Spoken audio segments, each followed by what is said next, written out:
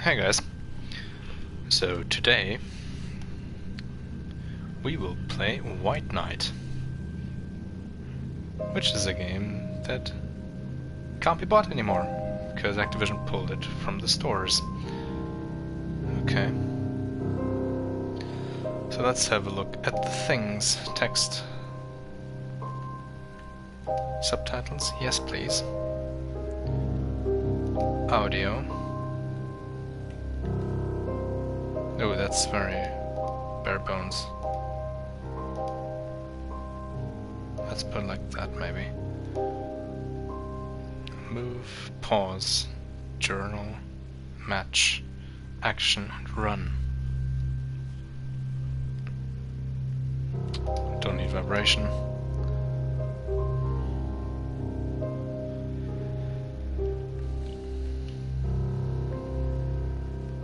Don't have anything else yet, I think. Yeah. Alright. There's no graphics option, which is... any game that has a lot of darkness to it needs gamma.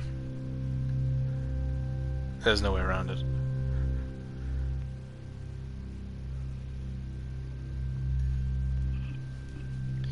Anyway, so let's just have a look, I suppose. Curious as to how this actually is.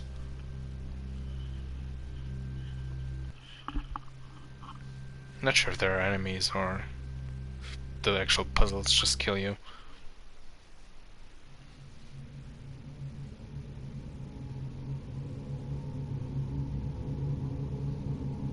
Some nights are just pitch black, without stars, and without sleep. Dirty nights clinging to you like tar. Like this one night, back in 1938. Boston. The Great Depression tsunami was just sweeping over what was left of America. Misery, hunger, despair. Times are hard, they said. Times were worse than hard. And the bar was about to close. As far as I was concerned, this was just another intoxicated day drawing to an end. If only I knew.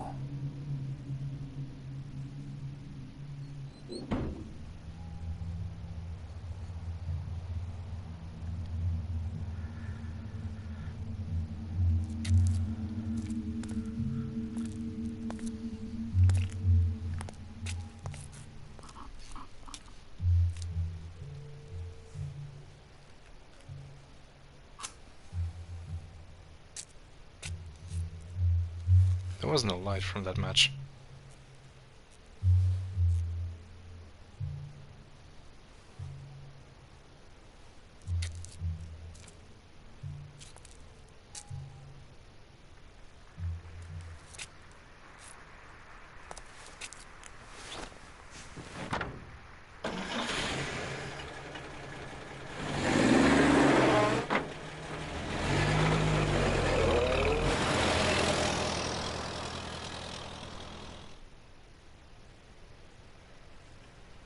Chapter 1, Out of Course.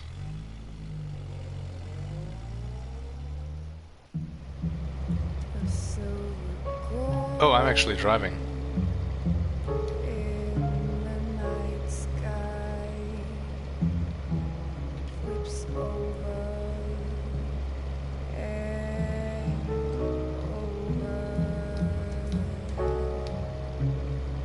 Yeah, I'm driving, but I can't.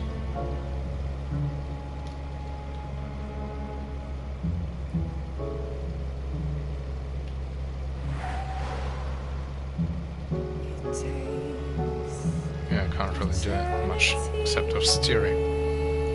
Oh.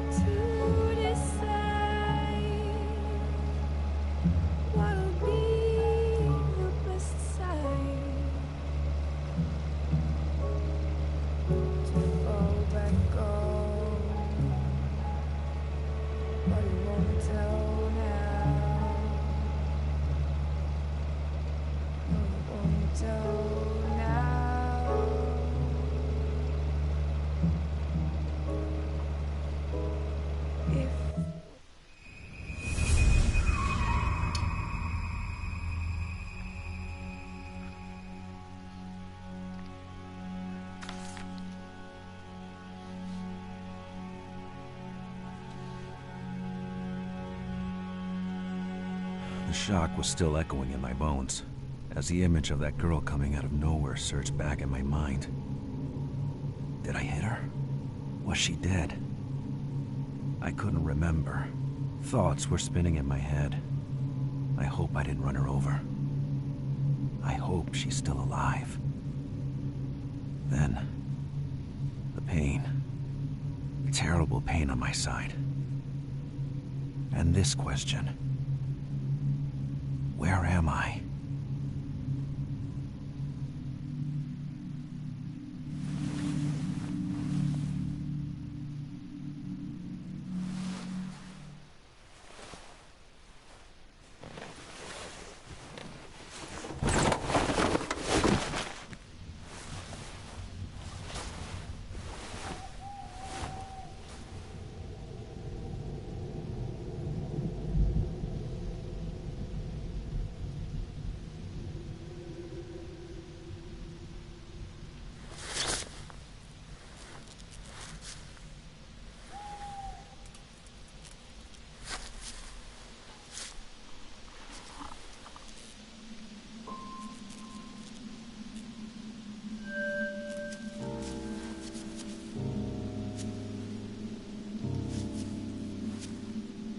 Covered on the brink of death.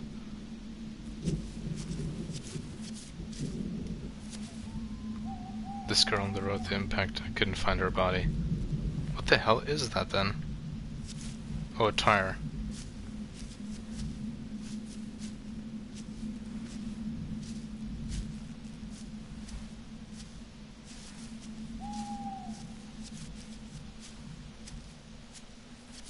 I see a fuse box on the left. Just wanna see if there's anything else.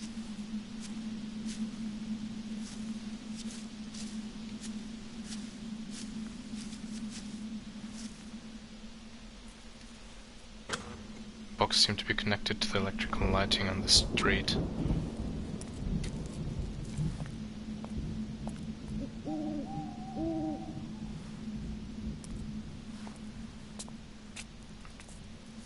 Let's have a quick look. I say quick, but he's like really down slow. Let's see if you can check the car. The car was wrecked. I got lucky. Anything in the rear trunk?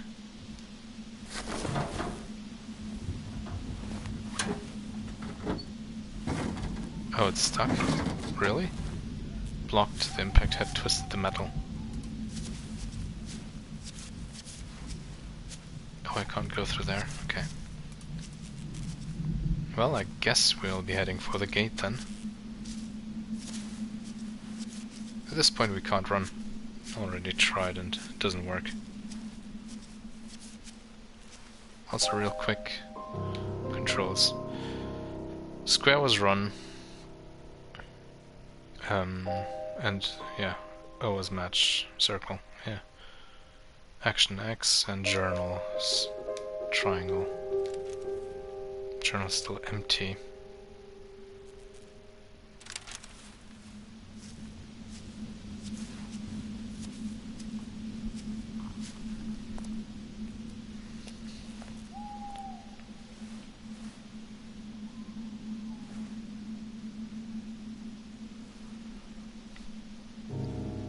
Wait.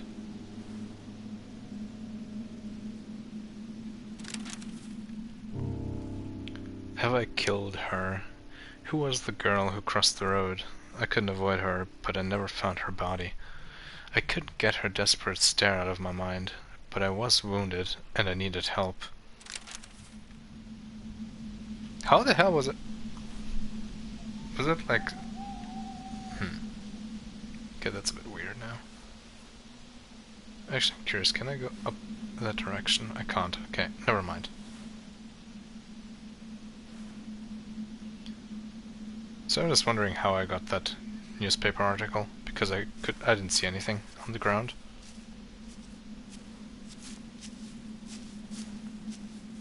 What's this? Vesper Manor. Didn't ring a bell, my head was empty and painful. could read the name Vesper on the mailbox. That name. No, ever since the commotion, my memory like seemed like gone. Okay, so there are tons of articles apparently.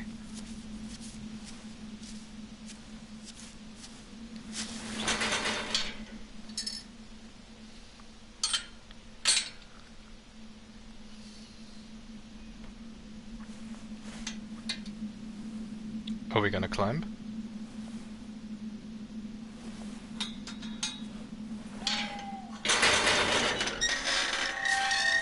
Guess not.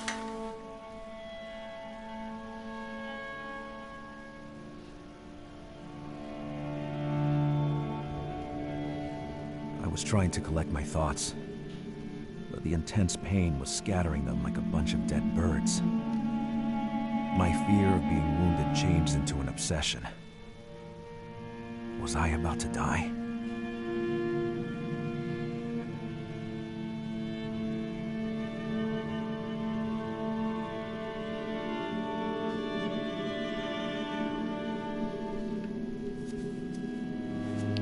So we will inspect the left first. Oh boy. Okay.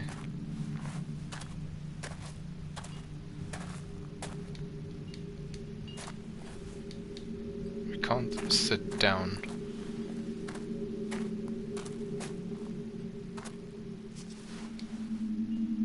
Bird table, nothing more.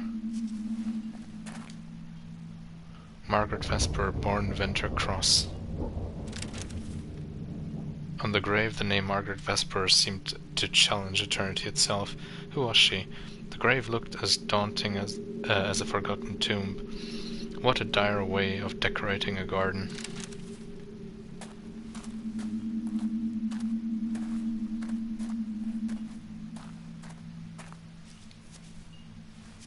B. Norman, this name coming from nowhere was chilling.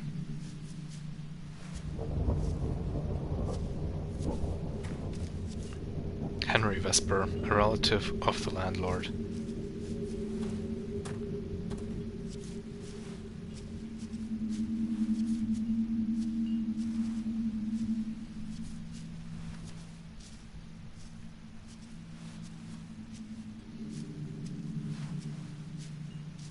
Can't go closer to that cross.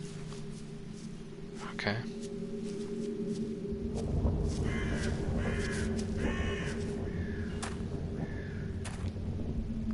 The statue was staring at me with a wide and hostile stare.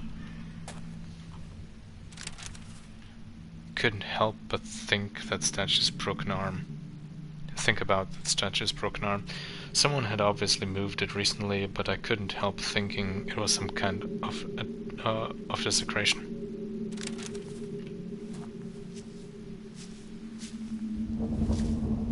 William Vesper, no date on the grave.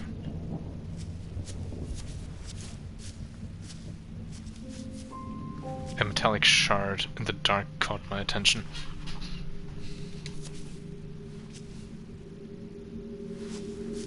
Can't do anything with it, it seems. What's this sticking out there?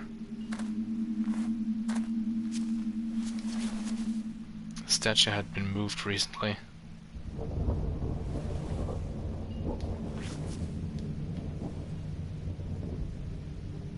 Okay.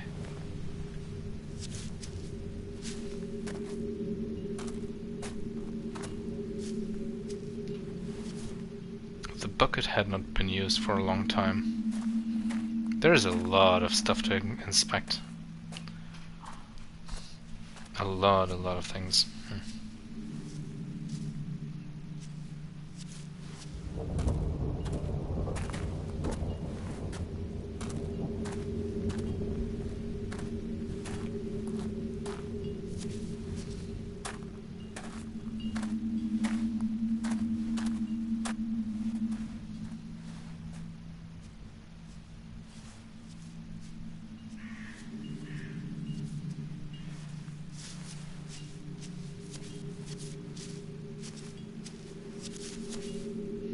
For sale, this board looked as old as the house.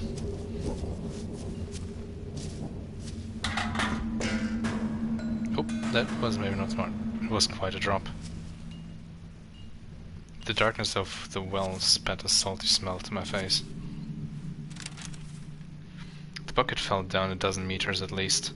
No way to recover it. Thinking this was a premonition was probably just superstition, but I felt definitely uneasy.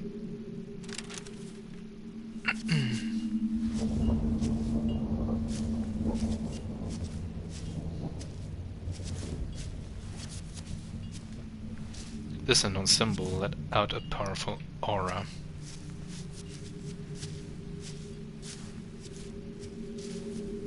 This sounds... okay, we had that already.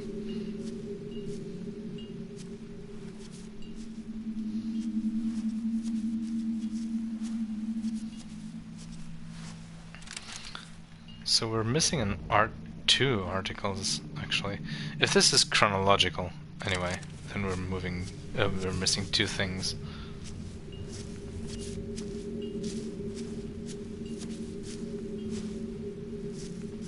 It's kind of a shame that he moves so slow.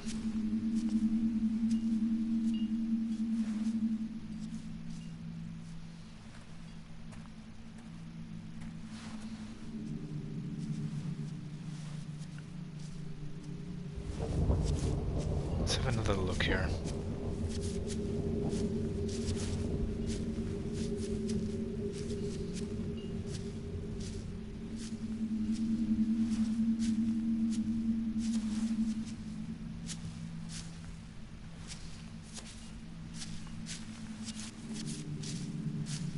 Wait, I can move it?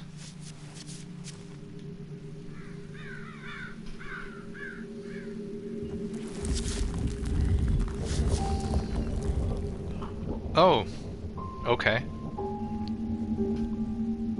Oh, damn.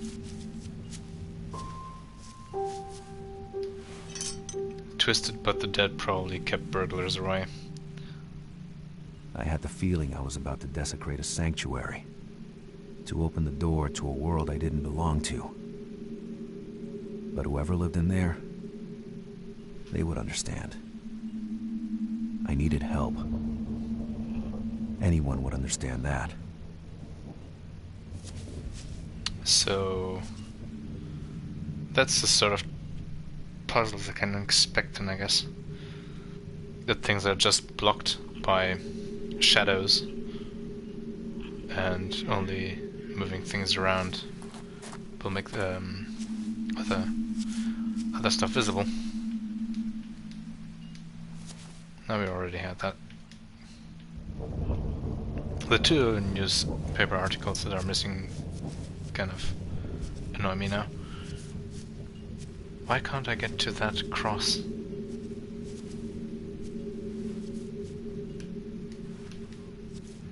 Or rather, why can't I inspect it?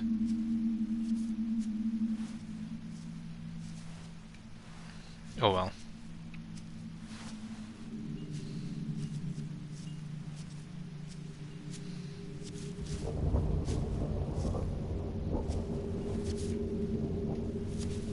Oh no, that's the bucket. That is of no interest to us.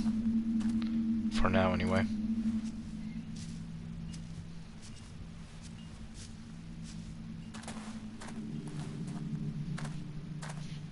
Alright, well, guess we'll check out the house. I still feel this should be something with this bench. But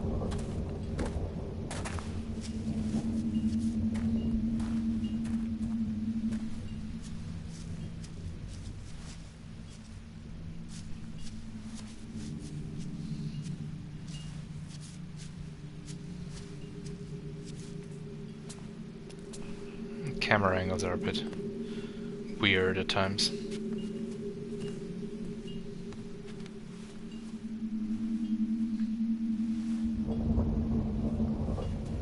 So that looks like I could climb in. I want to check the rest first. Someone was here recently.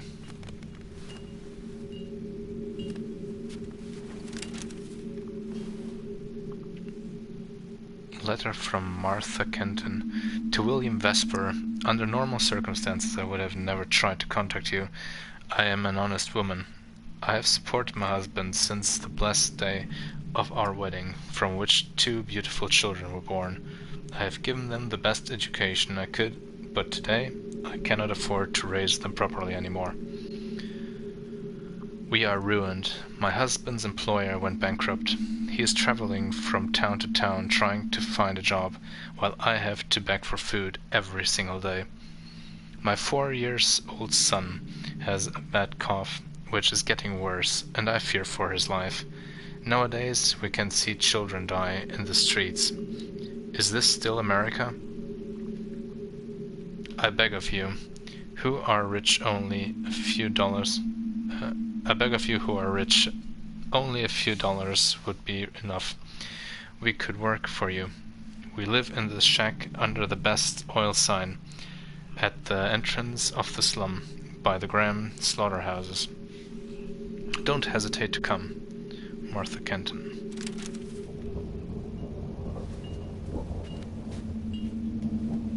No use, that lamp had seen better days.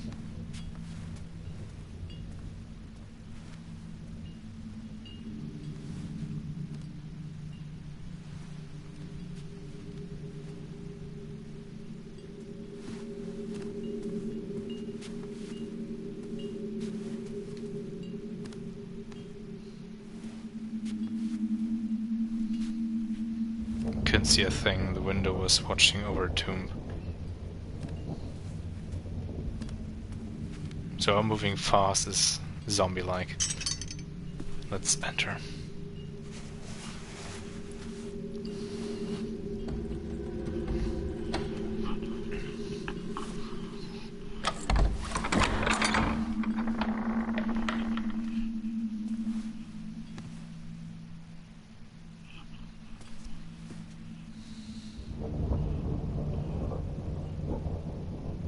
Getting somewhere safe.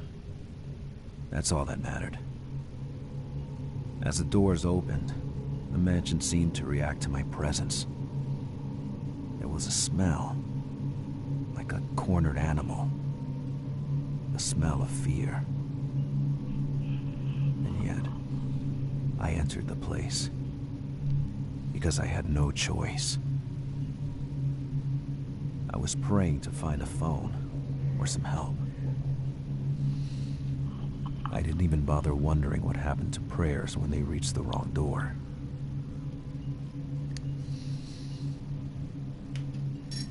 Oh, that's a really short chapter then.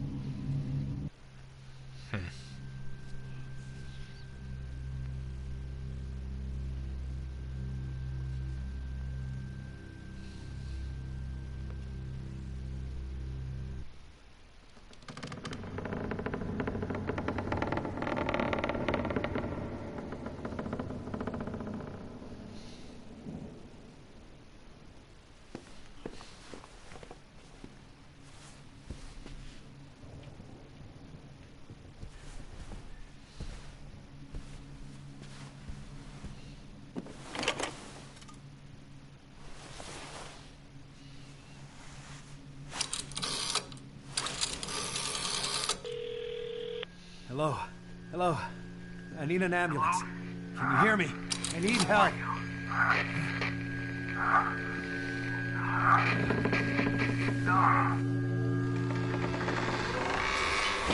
What had happened?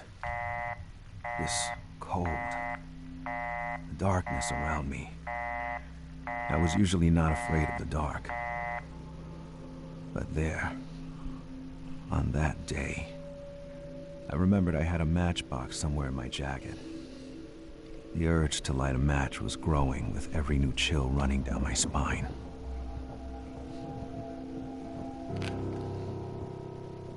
Six out of 12. In my pocket I found a box of matches, something. I could get some light using circle button. Well, I guess we need to do that.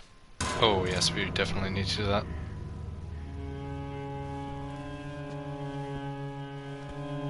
Chapter 2, a door slammed.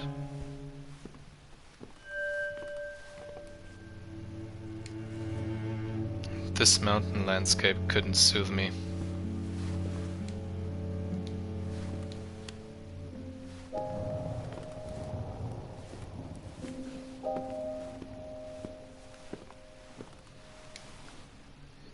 Two men on a small boat, a memory from an expedition. Encyclopedias, the edge was hardly readable.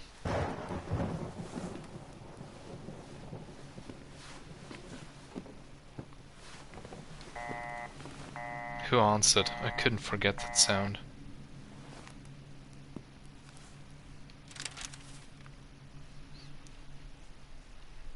Prisoner. Once inside the house, I tried to use the phone to call for help, but the answer was scrambled and unintelligible.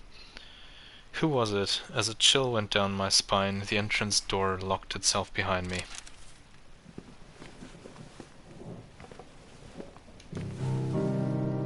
That woman with dark hair was dominating the room. Who was she?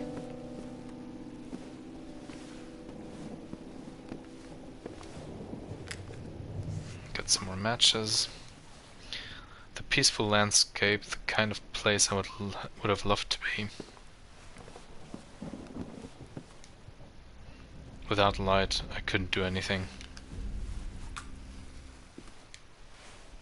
The shovel was covered with fresh soil.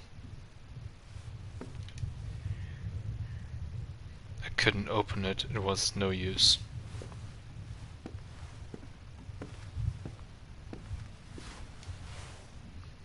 A hat, a man was living here. Whoever lived here had a special taste for alcohol. Okay, newspaper article. It seemed someone had been busy in the garden lately. The mud was still fresh.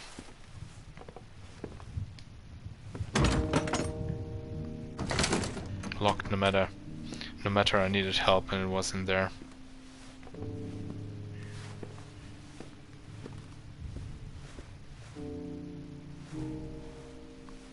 There's like a...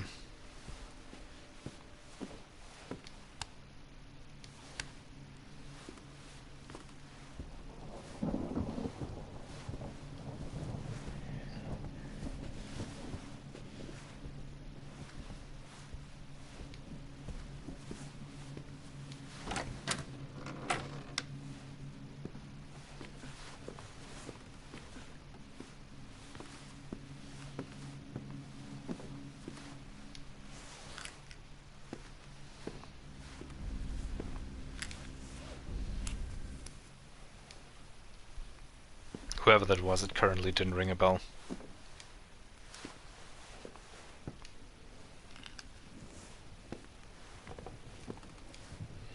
Vesper, the landlords for sure, but not a very smiling couple. Nothing special about that wardrobe.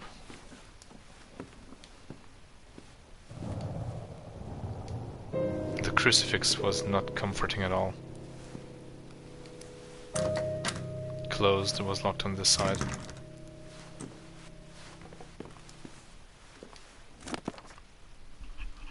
Found a book.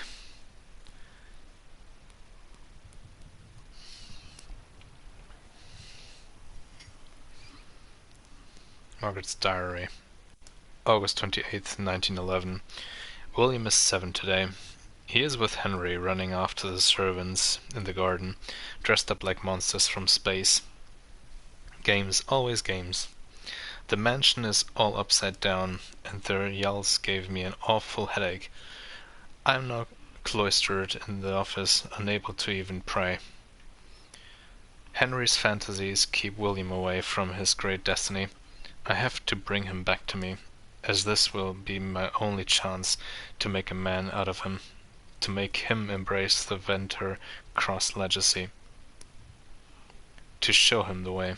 Henry is a dreamer, and he has no ambition whatsoever. He can't teach him anything.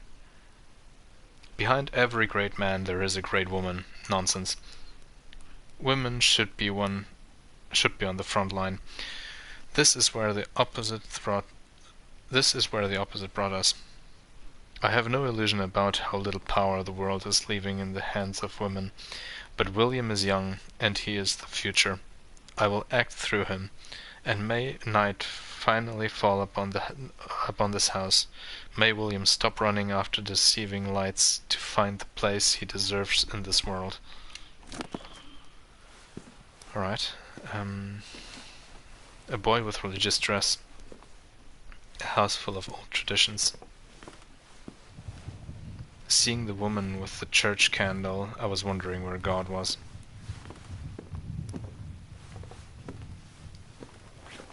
A box full of old science books.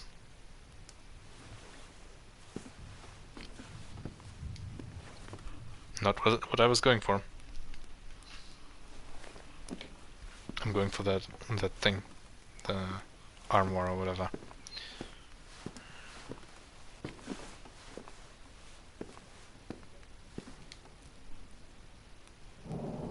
I had to find a better source of light.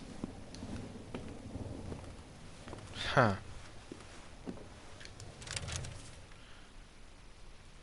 Comes darkness, October 29th, 1938. The time came when we stopped counting.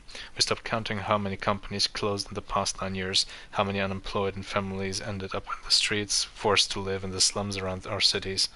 We stopped counting all the commodities wasted because nobody could buy them, thrown to the sea or burned. We stopped counting how many of our business partners fell with us. It was 9 years ago, on October 29th, 1929. Born from the sick and speculative belly of America, the crash would throw the world into the storm and darkness. We are still here, but we lost faith. And we stopped counting because these were just figures, because today they make us feel nauseous. Dawn seemed far at that time, and today some think they can see the sunrise. They seem to forget night and darkness are always out there, somewhere.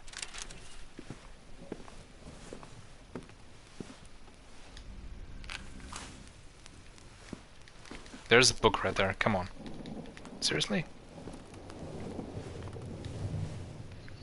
Was it the glow of the accident I was seeing there? The book? More of the diary.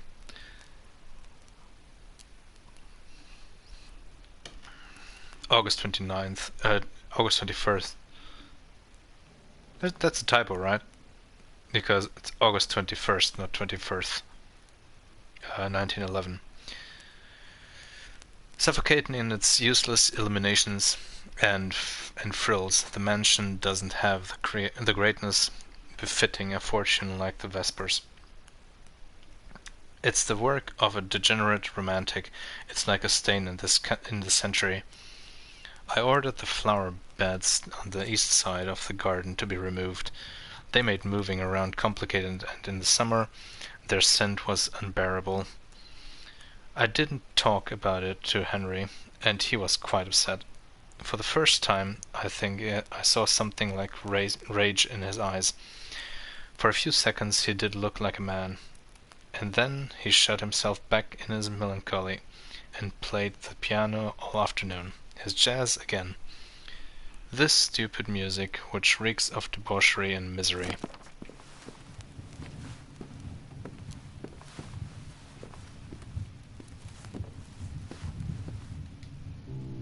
A soothing aura was surrounding this lunar goddess statue. A small statue of a lunar goddess that stood in the parlor felt like a comforting presence.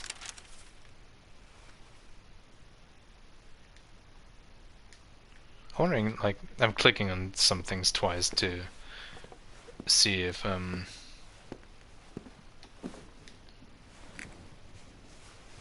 there's actually any use in them.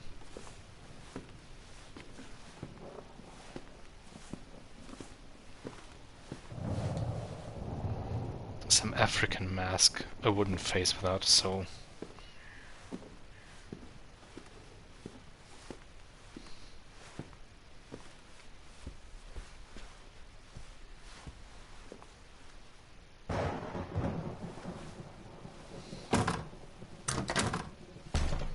Couldn't go through there.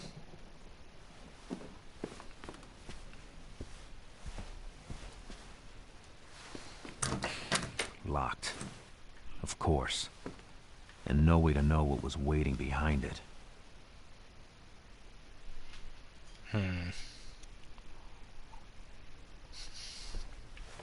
That line got more intense though, I feel.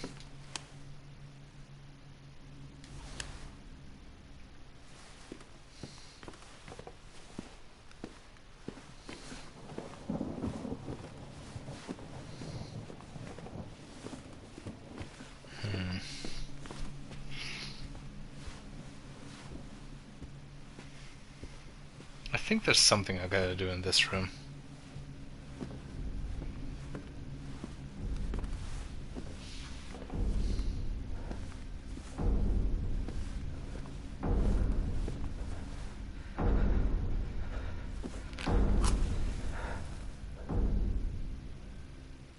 Oh, there is panic.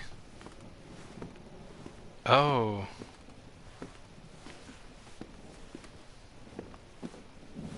He was definitely panicking. Something was going on. On camera. Oh, okay. Snow 5th, 1910. William 6 years old, daydreaming already.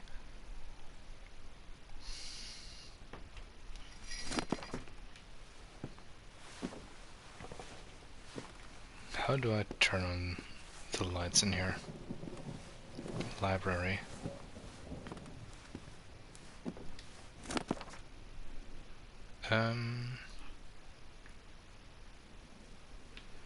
Yeah, we had that before.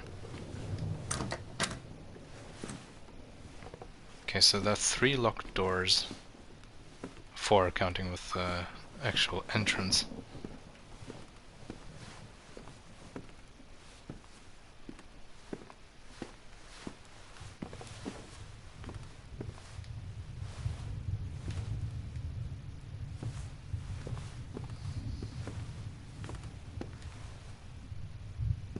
Nothing special about the wardrobe.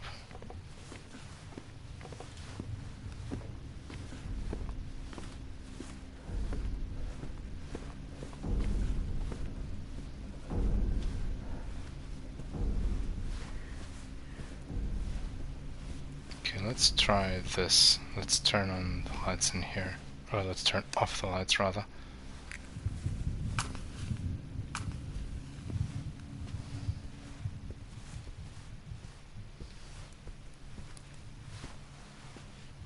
No, I don't think that would make a difference. That's unfortunate.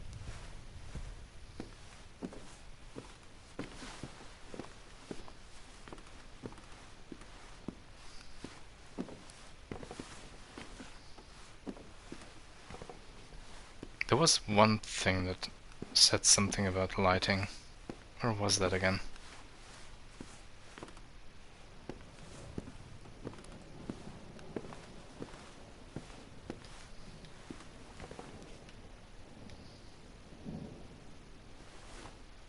Was it something on the table, maybe?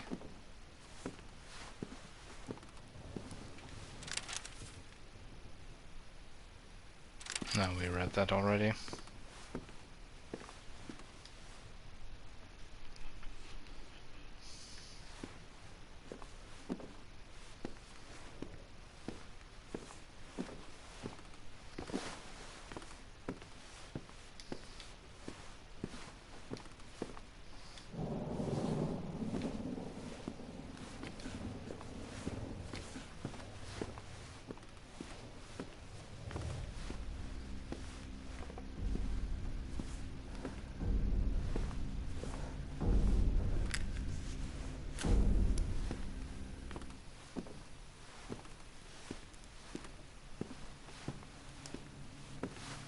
Wait, there it is.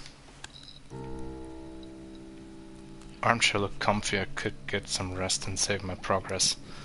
Sounds like a plan.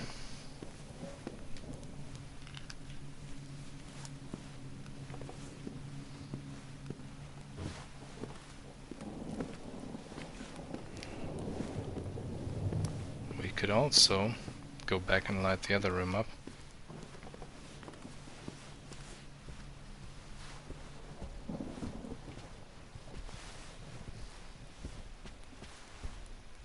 Oh, come on. Don't run around like a drunk man. There.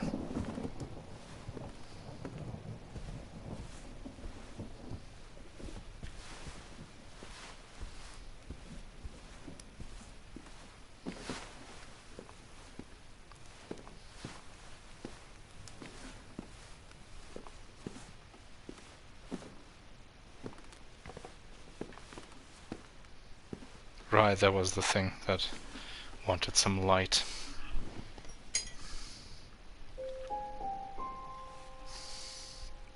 Are you there?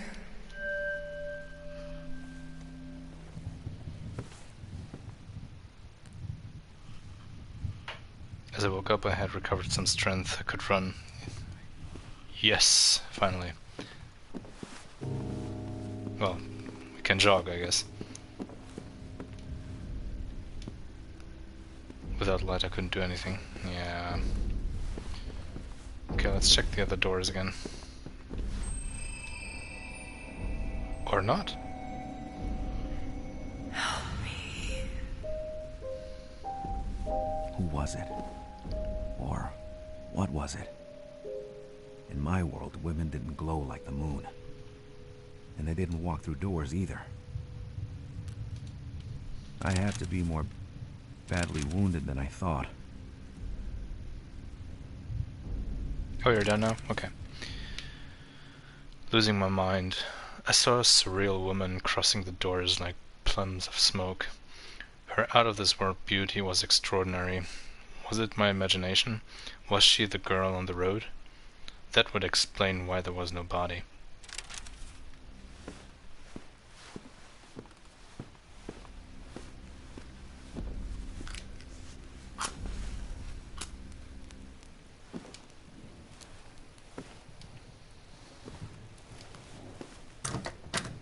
Still locked.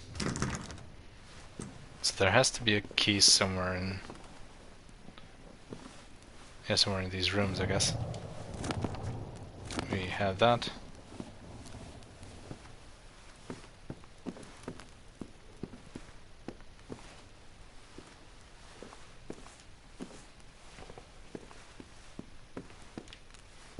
Can interact with this now? Nope. Still the same.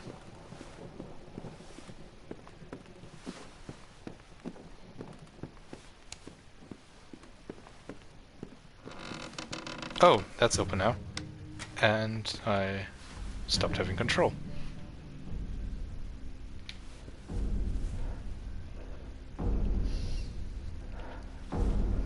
Can I pop the light? Okay. Where the hell am I?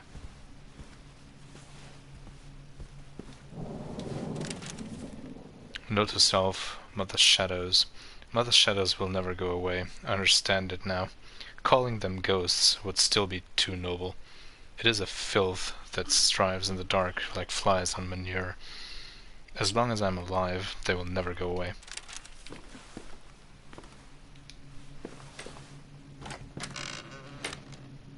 Let's open all the doors. Another book. More Margaret Diary. And this is good old Boston, the home of the bean and the god. And the cod. Oh, God, maybe as well. Who knows? Where the Lowells talk only to Cabots, and the Cabots talk only to God.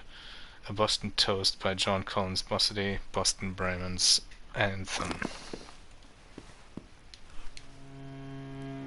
Wait, what?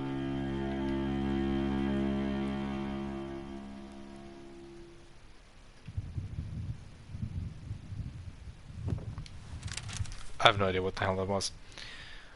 Boston Brahmins, June 6th, 1938. In these troubled times, one would dream about the glorious past of our city, about the founding fathers who built and strengthened its walls. They would be the Boston Brahmins, the bigwigs, businessmen, lawyers, and soldiers whose sense of morality helped draw the lines of the city and gave it a soul. And what a soul! Without them, Boston would be one of those many little towns of the East Coast. Thanks to them, In less than a century, it became the major economic, financial, and cultural center we all know. And while we can see those who will build the century to come, the newly graduated from Harvard, symbol of the city's pursuit of excellence, let us keep in mind the spirit of the pioneers, whose clear speech, inherited from New England, still sings in T.S. Eliot's poems and in the voice of Katharine Hepburn. 8 years ago, Malcolm Nichols resigned from office. He was the last of the Brahmins, the last Republican to hold the mayor's office, but it is still there. It is still here. This noble blood, which built roads, schools, churches, courthouses, and hospitals, an economic crisis, no matter how dire it is, will never wash away their dignity.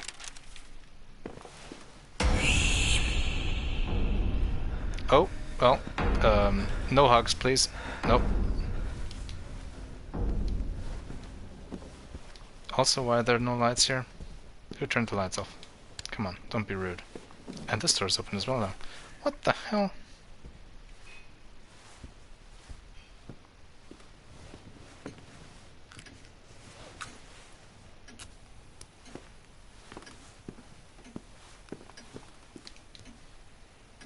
What was there inside that needed to be concealed?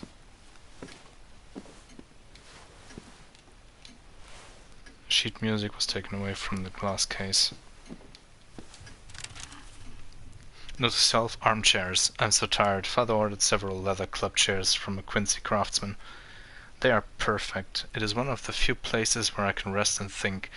Margaret wouldn't touch them, and I have no idea why. Maybe because they are marked with the sun, which made her blind. I don't know. I'm just happy they are here. Thank you, Father.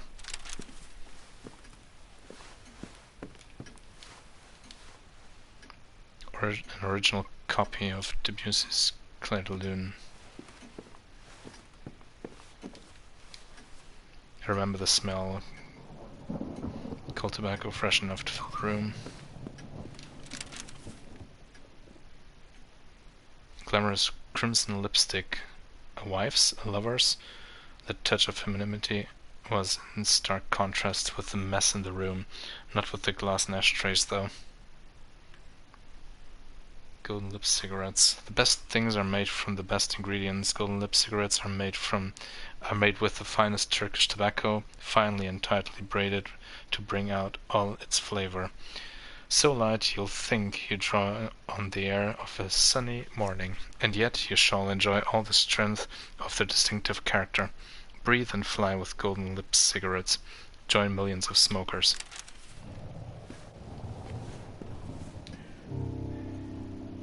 Could look around using left stick and I was still free to act. Okay. The box is closed. There was a small opening for a key. Box lid was displaying an esoteric symbol. A small music box with a secret inside. I could feel it shudder under my fingers. The symbol of Venus was engraved on the lid.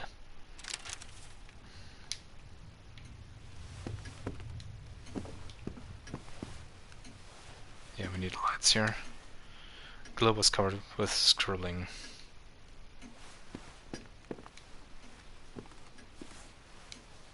Windows had no handle and very unhelpful peculiarity.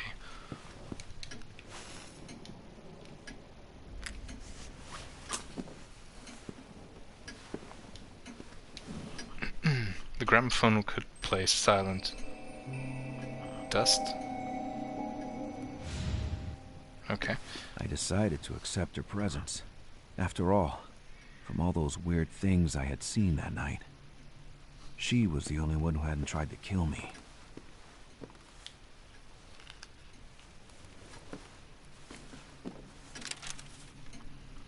The girl and the gramophone. It seemed that using the gramophone made the girl appear, but it wasn't enough. She needed more, apparently. That puzzle was missing a piece, a link between her and the contraption. How about maybe an LP?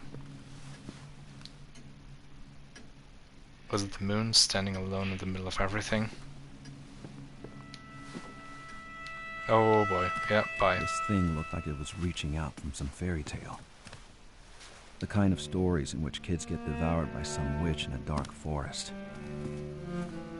Was it real? Landscape frozen in Delusion or time. not? I Quite tried like the not to face think around about it. it. Only a madman can think mad things.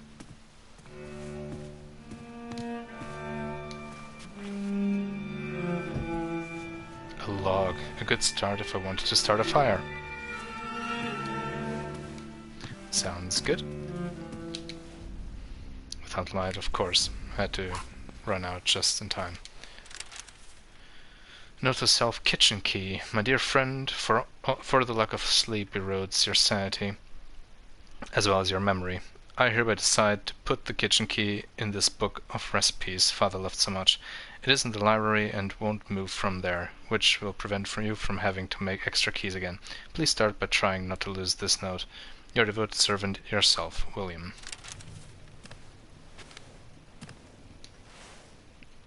Menu for the dinner seemed to be good 20 years late. Locked. Of course. And no way to know what was waiting behind it. I could put it out by pressing the circle button repeatedly. Well, how about making a fire first? The fire could be an ally, but I need to find some wood. Well, I got wood. Needed more wood to get the fire really roaring. Damn it.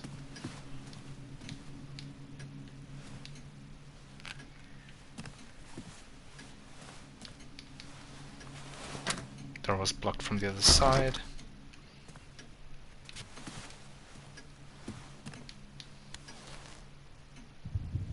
Looked broken and dangerous. W. Vesper. He had the stare of a broken man, a lost soul.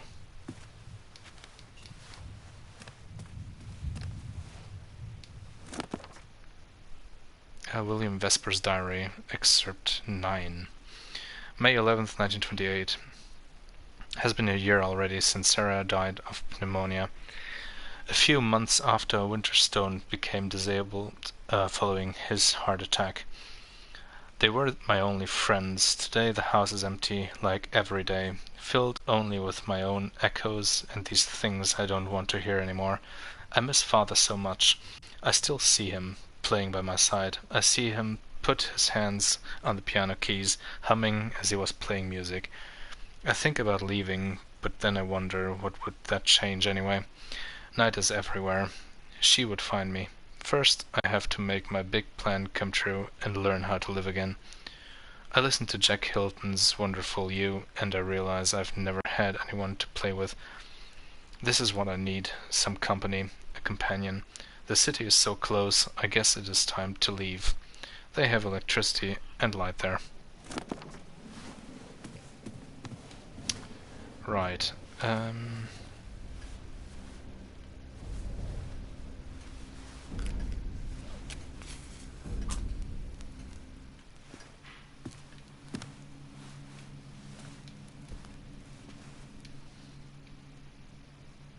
Solitary Sun's poetry, the last thing I had in my mind. Landscape frozen in time, quite like the faces around it.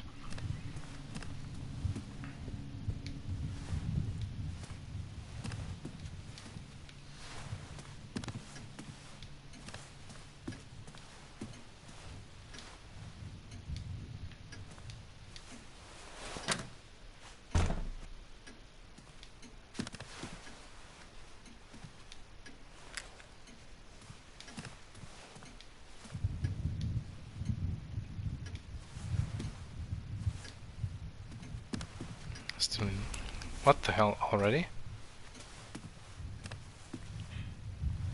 Oh, that's the thing I could move, I guess. Right, can't use it. So much for that thought.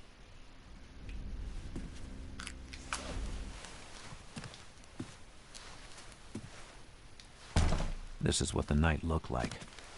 Limited perspective is as closed as this door. I feel like I'm missing a door that was open previously. It should be in this room. That's a gramophone. There was one room I didn't fully explore.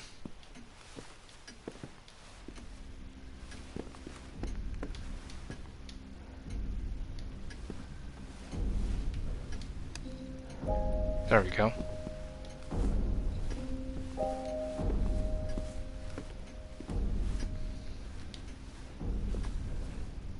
Saving seems smart.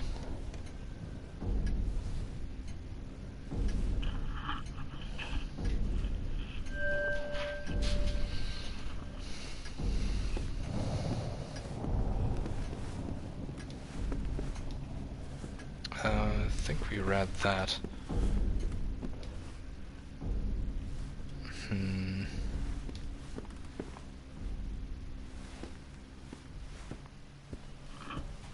So this was open as well. They also spoke of a library. Library was locked.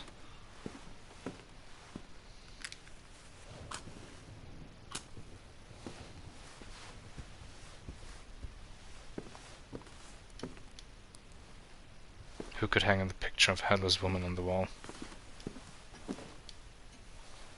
In the eyes of the old man. Wait, the eyes of the old man, what? You could see the wisdom and sadness. Margaret Vesper, Nevant Cross. A woman as noble as cold. Margaret and Henry Vesper, two strangers pretending to be married. One of the paintings had the same Margaret Venter, the same as the grave outside. That woman's stare was as noble as a frozen lake and looked just as cold. Oh crap. Well, how about no?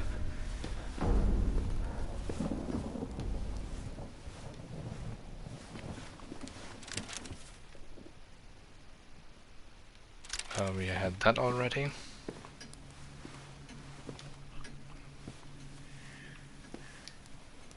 This portrait of woman had been cut with a knife.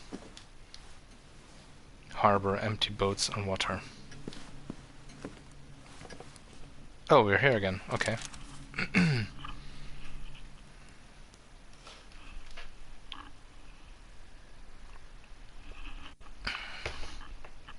An appointment with destiny. 1. For too many of us, the political equality we once had won was meaningless in the face of economic inequality. A small group had concentrated into their own hands and almost complete control over other people's property, other people's money, other people's labor, other people's lives. For too many of us, life was no longer free, liberty no longer real. Men could no longer follow the pursuit of happiness.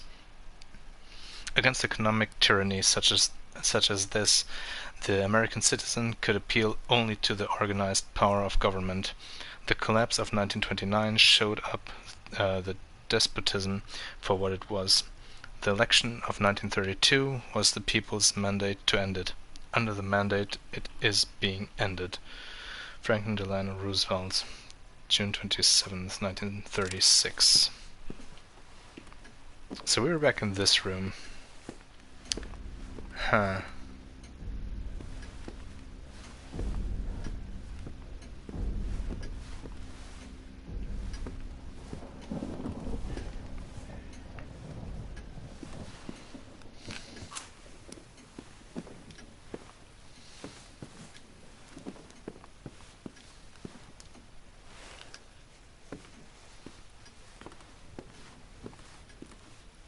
That's the gramophone, that's the other room we need the logs from, for rather.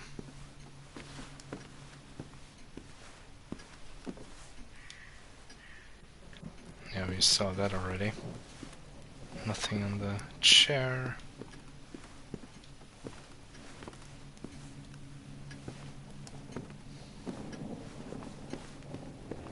Okay, I'm gonna check the library.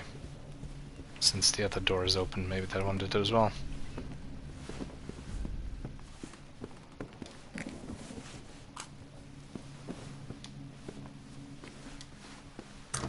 No. Okay. Never mind then.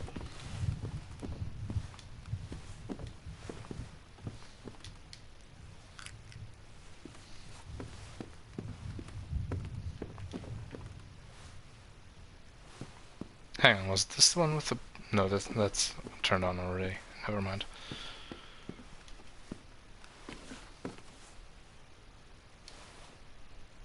African mask, yeah.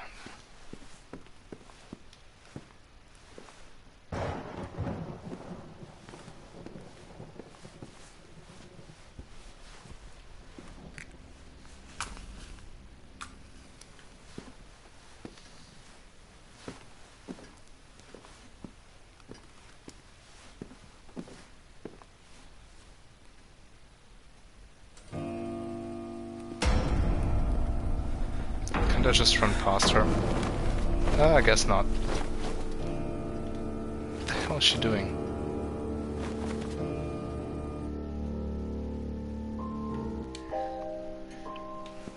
Well, I know there was a thing here.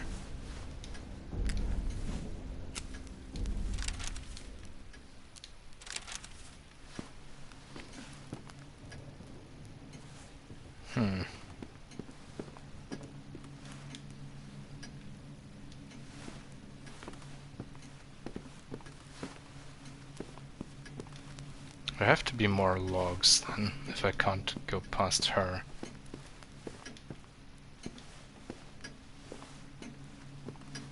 Oh, that's just the gramophone. Oh, that's new. From Civilian to William, excerpt 1. Dearest William, you wanted to know more about me last time. I didn't tell you everything. This letter will make up for this. When I arrived in California in 1930, I am only 18. This is a marvelous place. And the weather is so nice. I spend hours on the beach, astonished to see how brown my Norwegian skin can become. In the evening, I hang near the jazz clubs. In the afternoon, I watch people play on the beach, humming the tunes I heard the night before. Sometimes I try to sing louder than the waves. That's a good exercise. My English is quickly improving thanks to the American songs I already knew in Oslo. At the time, I was barely aware of the social misery that is devouring your country. I am young. I want to be beautiful, to meet people my age, and to sing. In Los Angeles, at the Spice Club, I meet the members of a jazz band. They are talented and funny.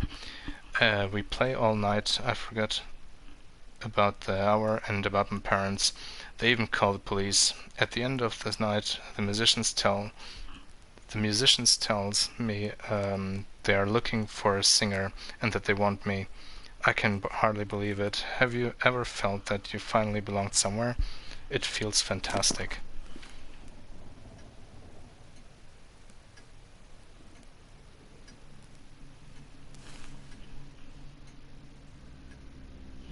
"1930, that's 9 years before World War II started." Yeah. Yeah, this is in the 30s.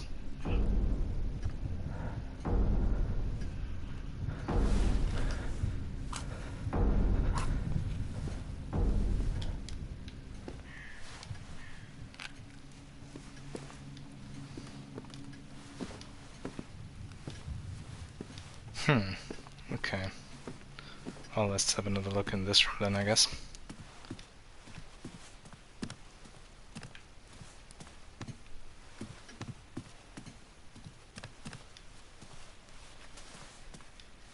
Can't move that without light, which means I need the... Jesus. Light goes out really quickly in this area.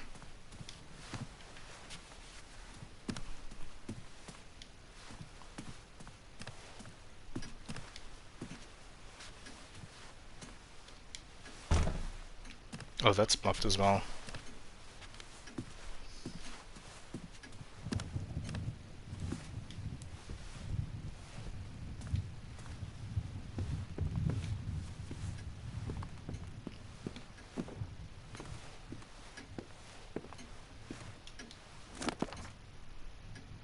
Skip that as well, okay.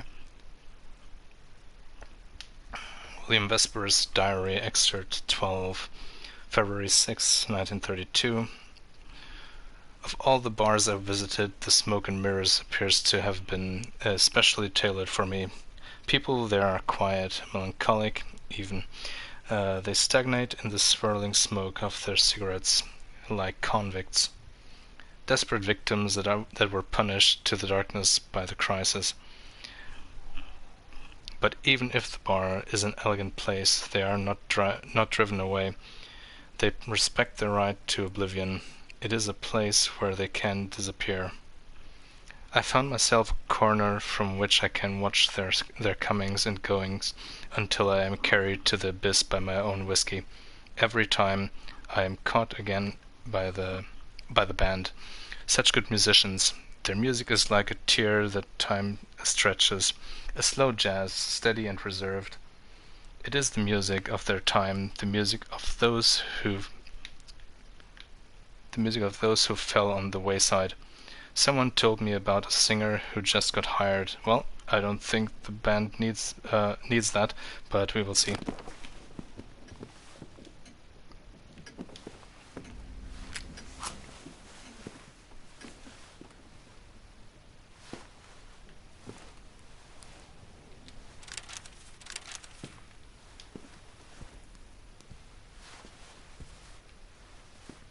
Oh, hang on. What's this?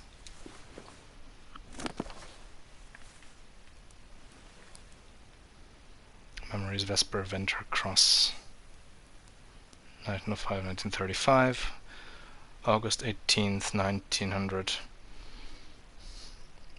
A great day for both our families. Oh, hang on. Seem to have missed a few.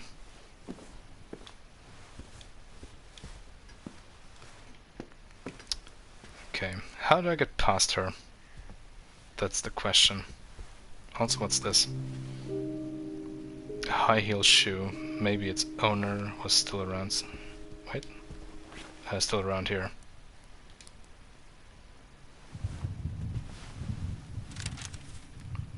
A woman's shoe was lying on the floor of a corridor. I chose not to touch it. Something here felt like agony.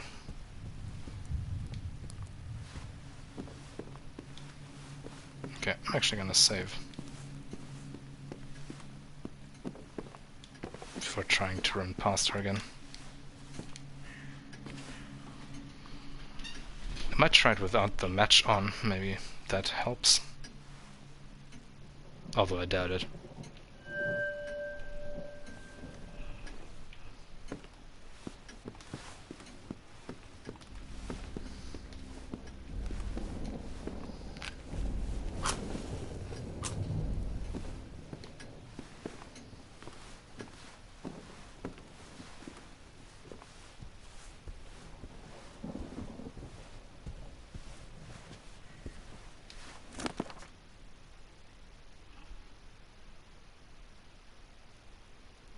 Nope, read that already.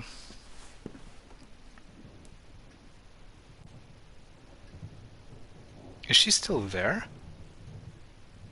I think she might be gone. Nope, nope, there she is. Never mind.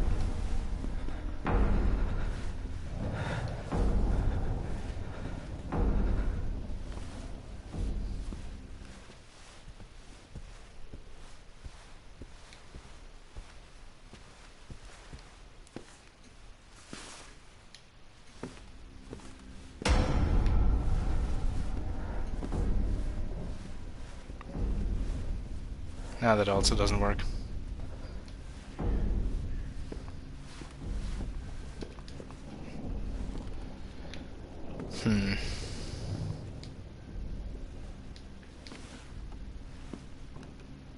To win a small boat memory from an expedition.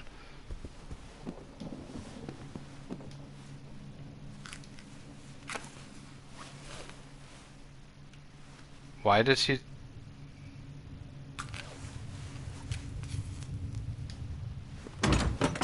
Yeah, entrance is still locked.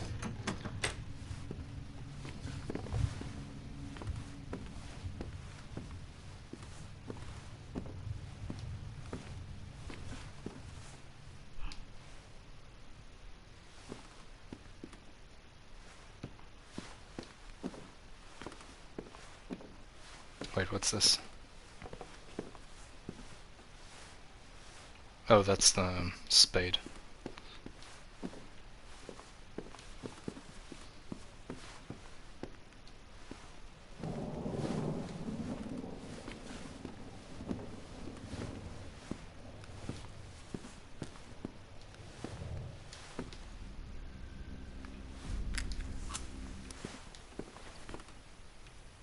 That's nothing.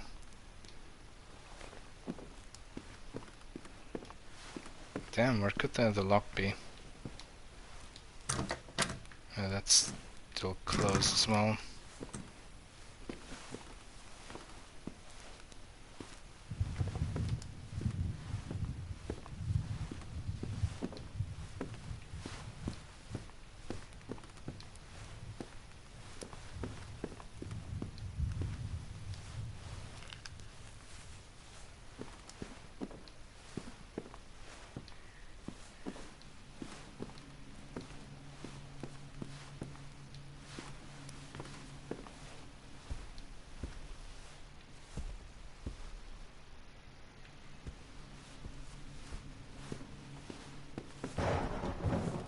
I feel like I have to try and go past her.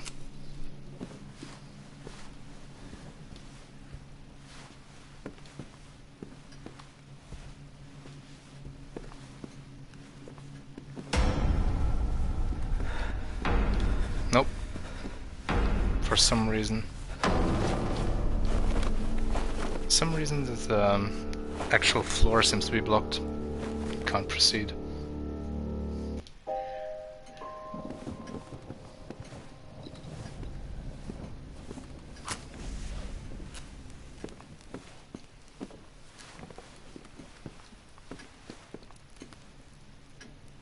So what if I go through here and stick to the right side? The left side didn't work.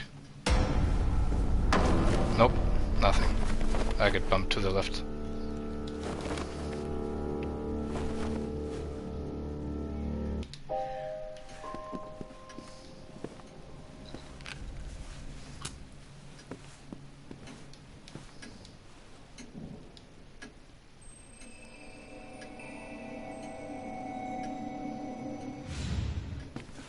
Actually, she didn't even seem to see me. She was waiting for something. But what? For music. Haven't found an LP yet. So that's not happening.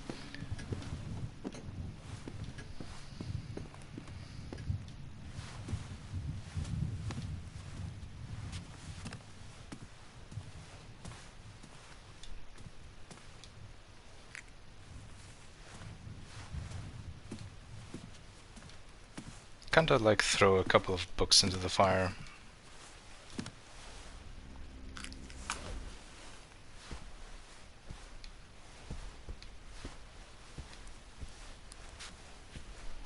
What the hell is that? Real microphone with the girl. Was she just a dream? Can't I pick it up? No.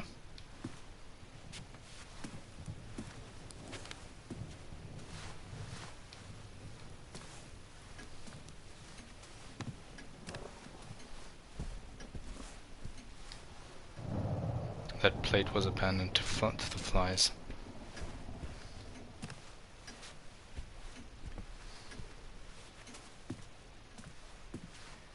Can't move that.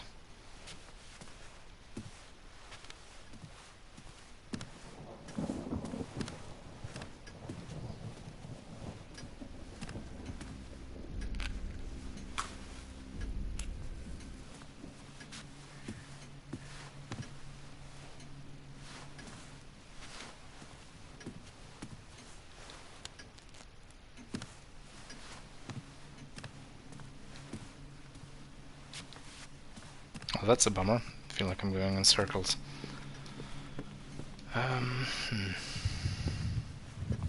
Where haven't I checked yet?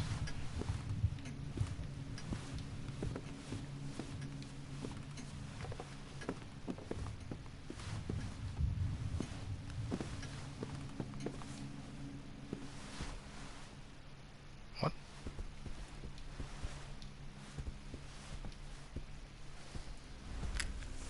Don't suppose there would be another logger around here.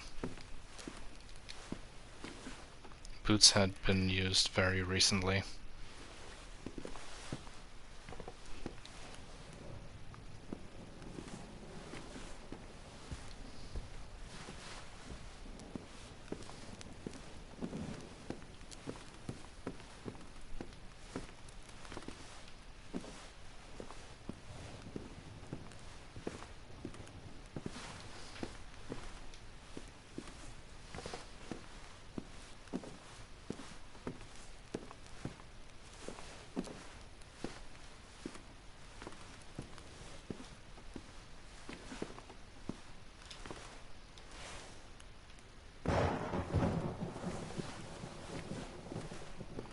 No, there's nothing in this room.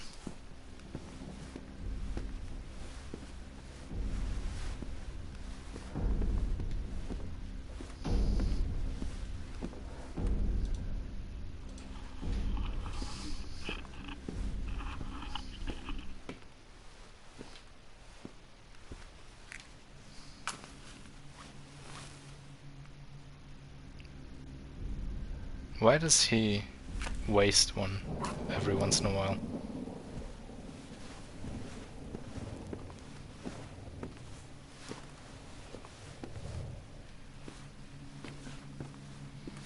So I can't really go much further. What's this?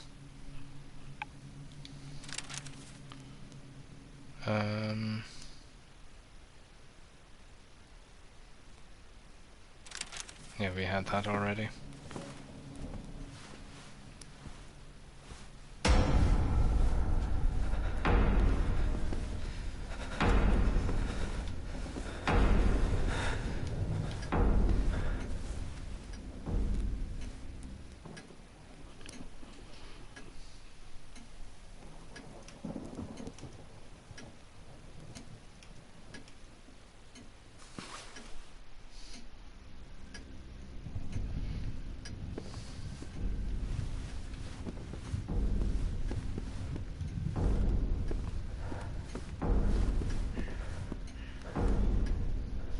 God damn it.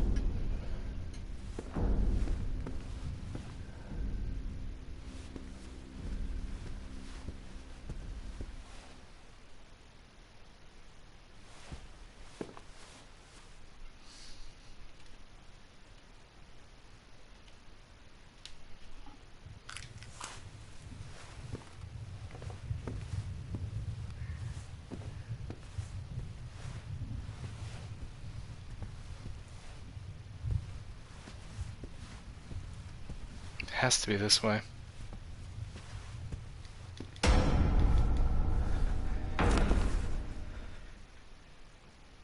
Whisper ink.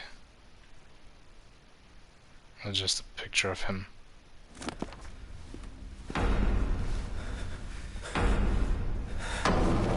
Yeah, it can't go that way.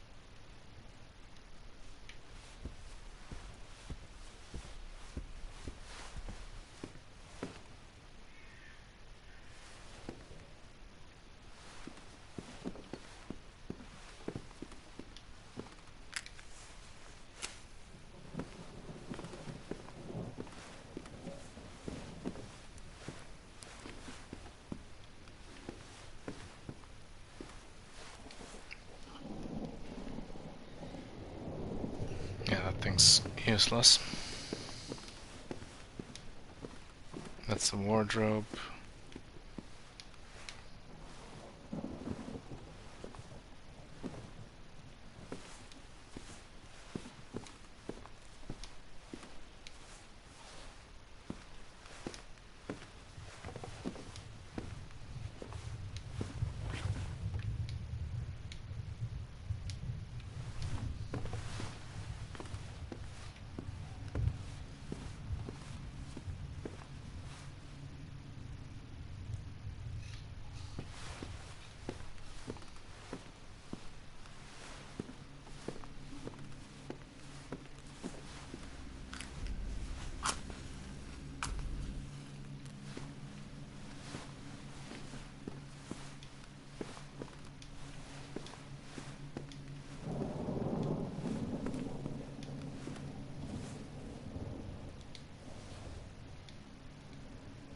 There are a bunch of boards there. Come on, just break them in half and throw them in the fireplace.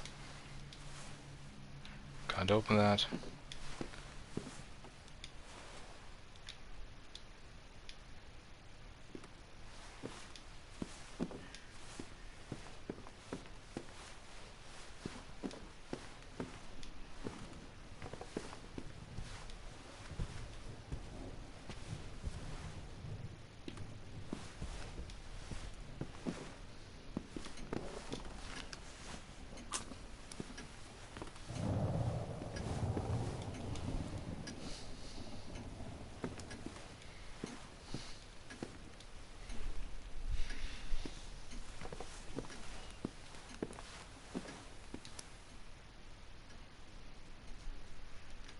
Yeah, I don't have the key for that.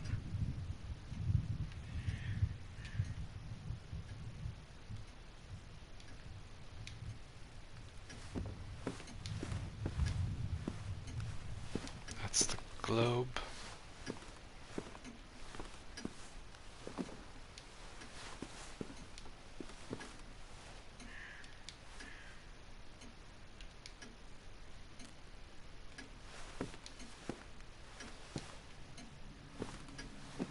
Wait, what's this? Point with Destiny 2. Economic royalists complain that we seek to overthrow the institutions of America. What they really complain of is that we seek to take away their power. Our allegiance to American institutions requires the overthrow of this kind of power. In vain they seek to hide behind the flag and the Constitution. In their blindness they forget what the flag and the Constitution stand for. Now, as always, they stand for democracy, not tyranny, for freedom, not subjection, and against dictatorship by mob rule and the overprivileged alike. Franklin Delano Roosevelt.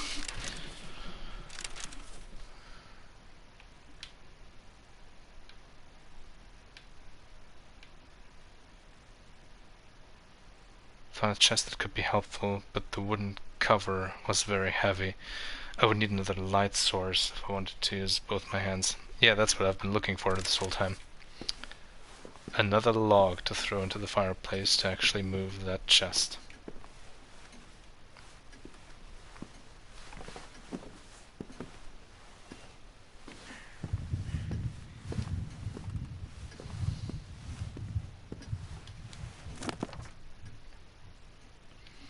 Keep finding new diary entries though, so there's that, I guess. Margaret's Diary, Excerpt 18. April 2nd, 1914. Spring came, and the blooming flowers are the source of unbearable allergies. The shadow of Henry and his ancestors is haunting the mansion. The place is mine now, and I am busy trying to give it a suitable appearance. William won't like it, but so be it. He has to learn that the power to change things has to be earned. I am still his mother. He doesn't seem to understand what it meant to be a Boston Brahmin. It was only when I grew older that I really understood what it meant. I tried picking the best words, savoring their meaning today, teaching him the part his ancestor John Venter, who arrived in Boston in 1710, had played in the building of the city. The duty on the shoulders of New England Protestant elite. I ended with these words. We are the past and the future of the city, William. He shrugged and went to play the piano. There is way too much of his father in this child.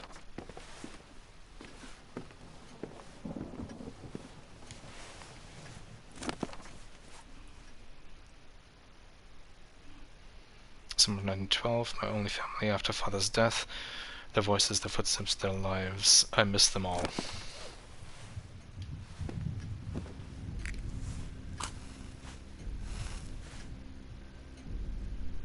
What the hell's going on? Why did these keep going out immediately?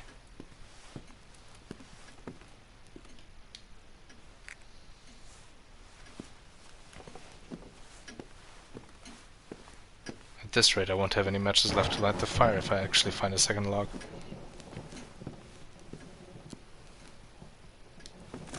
Pretty sure we had this already. Yeah.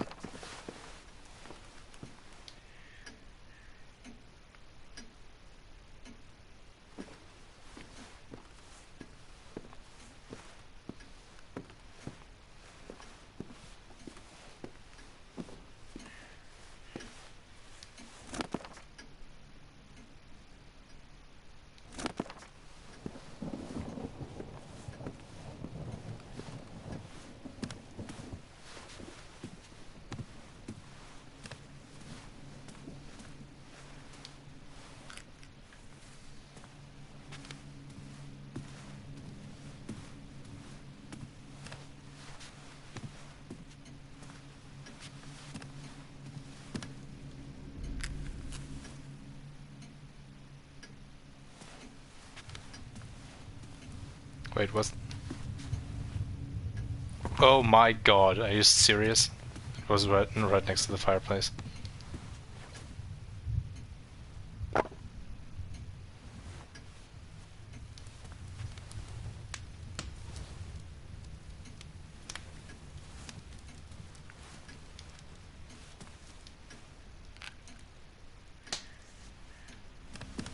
Well.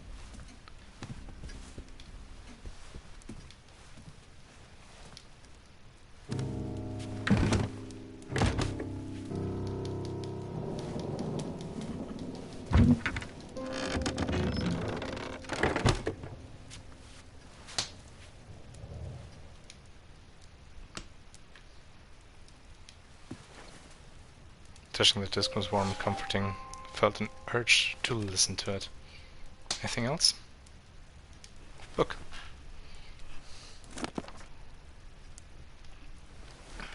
From Selena to William, Excerpt 2. In September 1934, during a concert at the Red Bait, we meet Jim Erziger, a producer whose label, Two Roads, is becoming prominent. After the show, he tells me I have a marvelous voice and that my Norwegian accent brings something unique to our African-American jazz music. That it is enough to get the attention of amateurs and curious listeners. I have to admit Norwegian jazz singers are not that many, but I can't really believe he would hire us. But he does. He suggests we name the band Selena and the Frozen Sons. I'm to be paid for singing. Everything looks so simple. Dad used to say that anything can grow in California. I feel like a flower finding its way through the snow. But my parents are not happy for me. I think they are homesick, but I'm 22. Life is an adventure and I don't know much about life. I know nothing of pain, for example. Everything changes. Alright, let's leg it to an actual safe spot.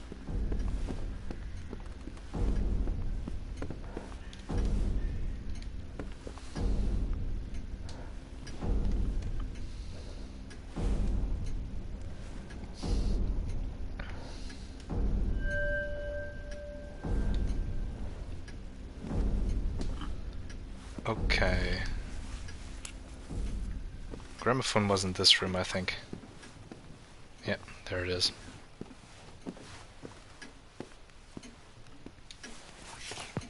That music, its mere presence, gave me some hope.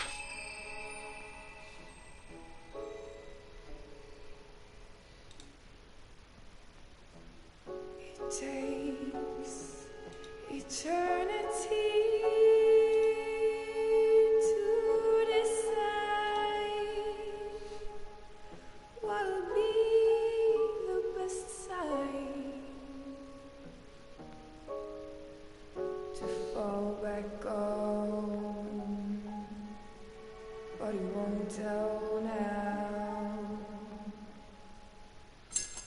No, he won't tell now.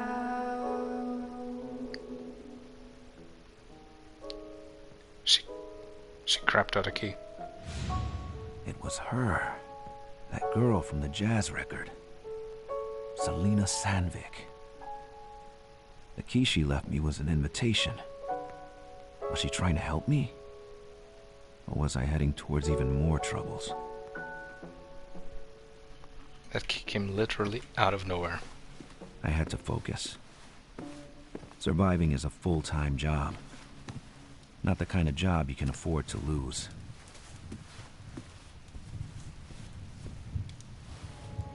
Solitary Sun's poetry is the last thing I had in mind.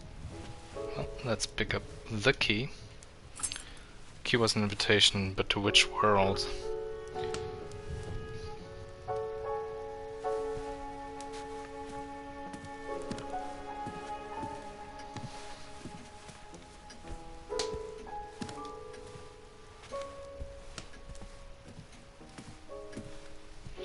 So yeah, actually, I'm assuming it's the library. So, let's go there.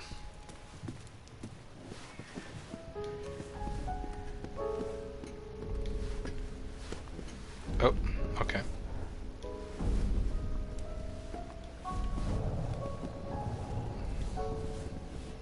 Should be this room.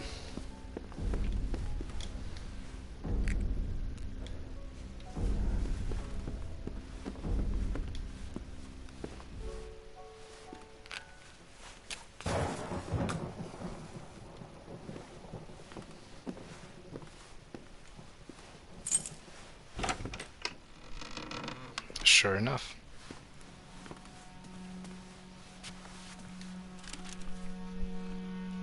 Note to self the shadows. Avoid the electric light. Tonight, one of my mother's shadows caught me as I was walking inside the library. That same day, I had someone fix the electrical wiring, which had been out of service for years. In panic, I switched on the light. The shadow vanished in a scream. Electric light kills them.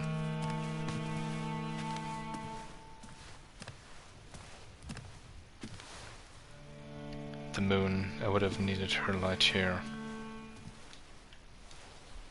Moonlight was glowing behind these curtains. Oh boy, camera perspective. That is a bit rough. Found a picture. The mothers of men, my mother. You allow me to be a man.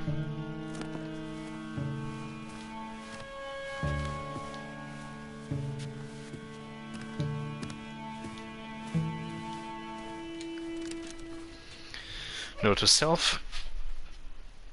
She's... what? She's using... me?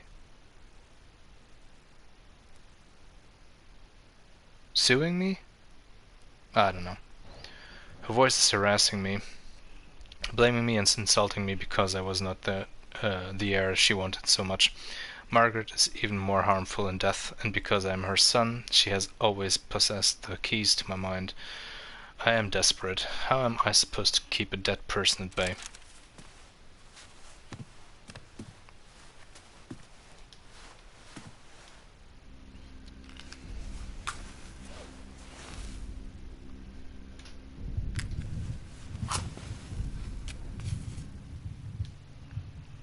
Geometrical symbols, these shapes gave me a headache. Although my ideas were still very confused, the symbol had an effect on me. That kind of symbol, esoteric, alchemical, was enough to turn someone's blood to ice. One of the paintings had the name Margaret Venture, the same as the grave outside. The woman. Oh, we had that already. Margaret's diary, excerpt 1, December 8th, 1895. It's 4 a.m. and I can't get to sleep. Father is still yelling in his room. Since his delivery company closed, his debts are getting worse and worse, and so are his anxiety attacks. At night, he almost sounds like a beast. They say something in his blood drove him crazy. They say it runs in the family. It's linked to the kids. I don't understand. Mother doesn't want to explain. Sarah doesn't either. I could get whipped, she says. We don't talk about these things in your house. I threatened to hit her. I yelled at her, but she didn't tell me anything. They are treating me like a child. I'm 15. I'm a Venter Cross, a Boston Brahmin.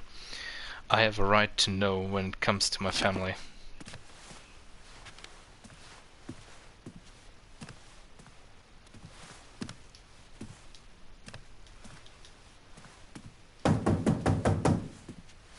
No one's home.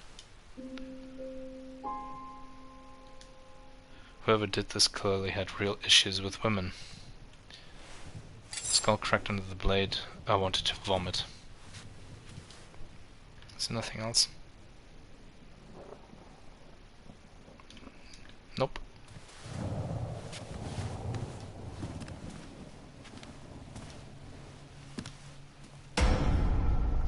Oh boy.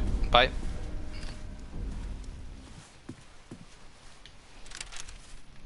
Note to self, the shadows mode. Mother, or should I say what is left of her, seems to evolve over time. First she was very static, as if trapped in her own nightmare. Now she is moving around the house as she used to when she was blind, shortly before she died. Margaret is waiting behind the doors, where she is standing in obscene and twisted postures, inherited from her insane mind. I cannot move without fearing her claws.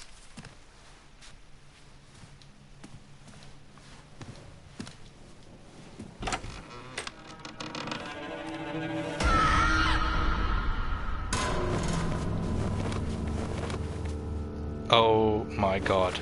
Really?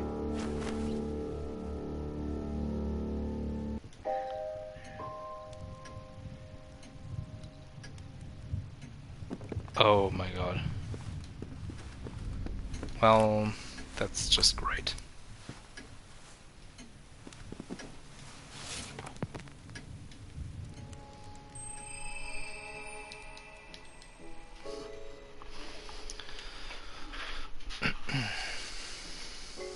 Takes eternity to decide what'll be the best side to fall back on, but he won't tell now. No, he won't tell now.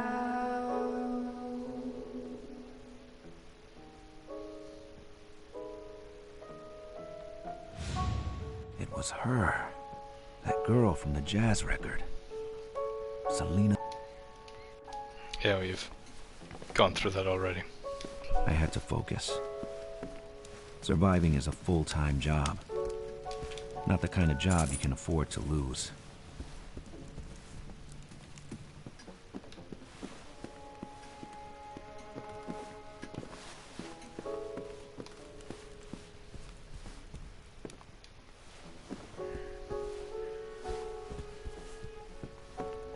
Actually, I wonder,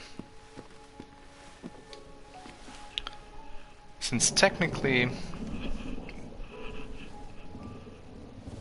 that area is done if the ghost is still there, or if it already moved on to the next bit.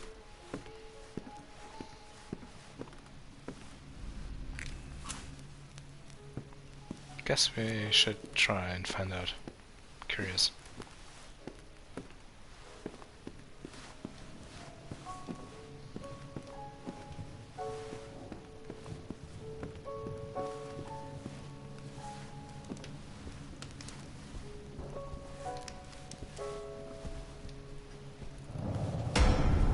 Nope, she's still there. Never mind. Okay, can I actually load? No, I can't. Well, wasted a match. Another thing, though. Did it still register all the stuff I picked up? Present. The disc said the girl was called Selena Sandvik, a jazz singer from Norway. She had two gifts for me: her voice, who could seduce even the darkness, and a key, though it didn't mention which door it was supposed to open. Okay, this seems to have registered at least, so that's something, I guess.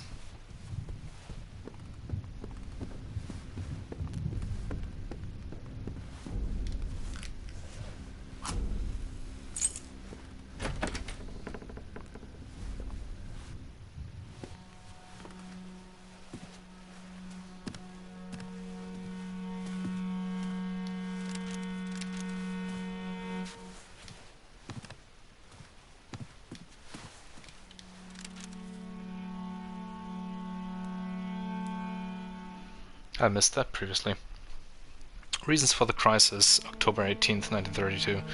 The current crisis is a sickness born from capitalism, from speculation, like a blind madness forged in three sins. Greed. The wealth of the Great War was jealously kept since 1918 in the safes of those who were wealthy already and didn't benefit the economy or the people. Lack of experience. A weak economic balance was shattered to pieces by the restrictive policies of the Federal Reserve, still too young and unwilling to take bold actions. Fear. By refusing to supply money to the banks in order to encourage spending, the Fed actually was at the origin of the credit crunch, which pushed people to withdraw their money from banks and, in the end, brought the whole system to its knees. The bleeding would cause the system to fail, the crash to happen. It wasn't supposed to happen. It could have been avoided. If someone had enough courage to face the few men who were ransacking America. The people should ask Mr. Hoover where he was when water started flooding the ship.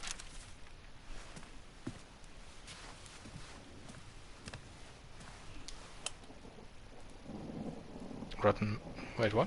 Rotten material again. I had to find the source of that problem.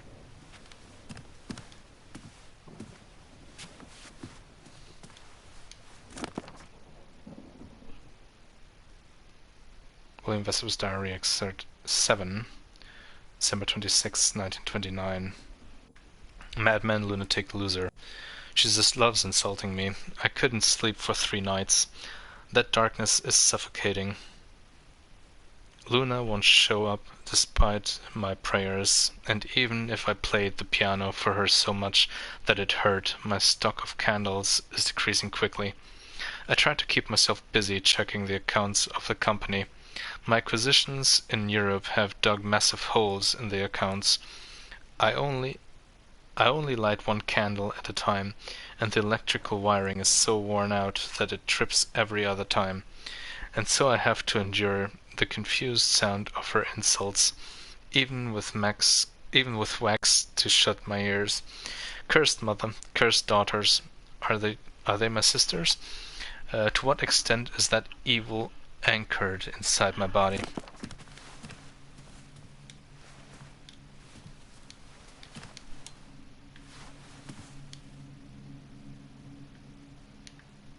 Something sharp caused that split. I needed the same tool. Strange nostalgic feeling caught me as I watched the stair. Okay, so can we shove the knife in there?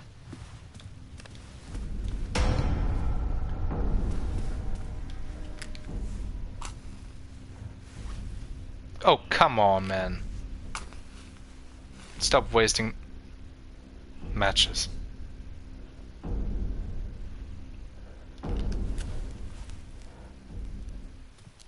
That's just rude.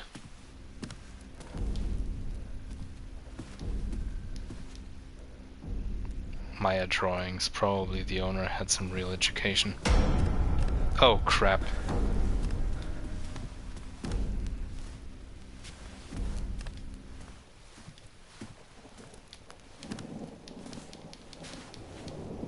My leg was hurting. I was better not to finish it off.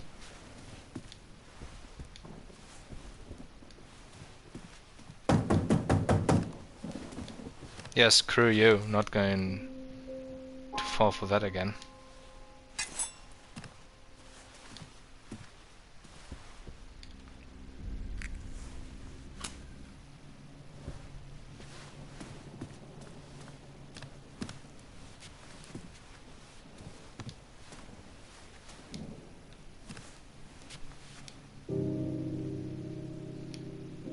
Although disturbing, the knife had a role to play in that strategy.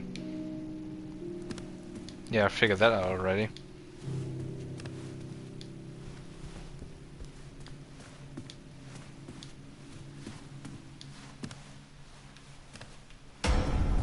Yeah.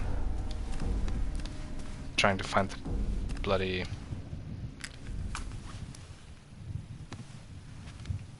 thing again. There it is.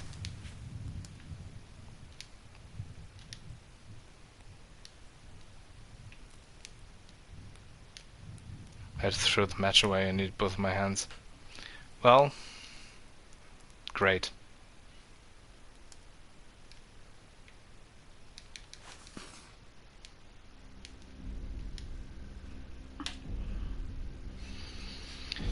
Oh, game. You know what? Let's just die. Wasted way too many matches on this.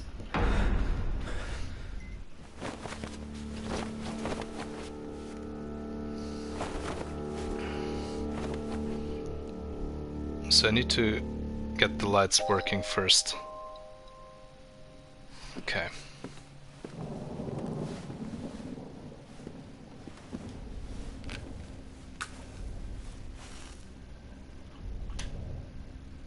What? What's his problem? Seriously. Oh my.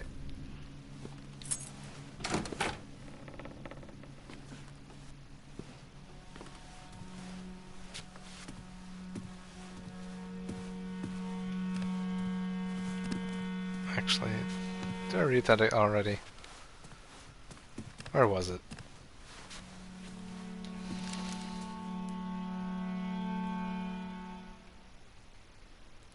Victim of the crisis, October 19th, 1934. The body of a 40-year-old man was found yesterday morning in the Burns industrial area.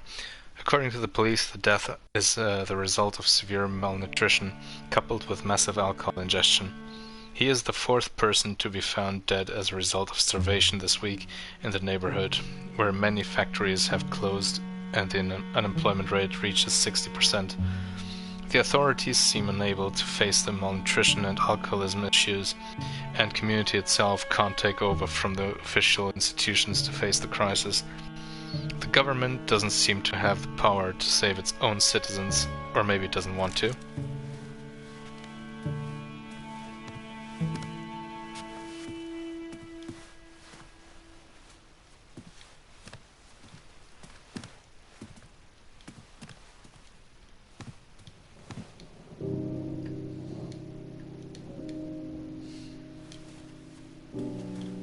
Right.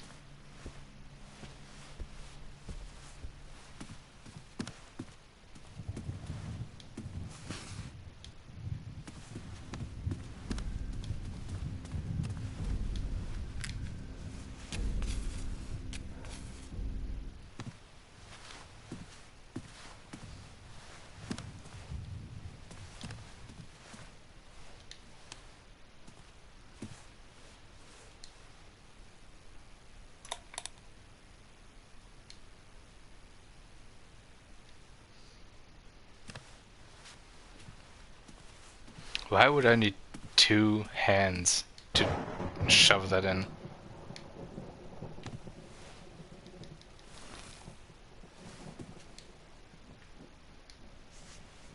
Do it, don't think, said the voice in my head. Stick it.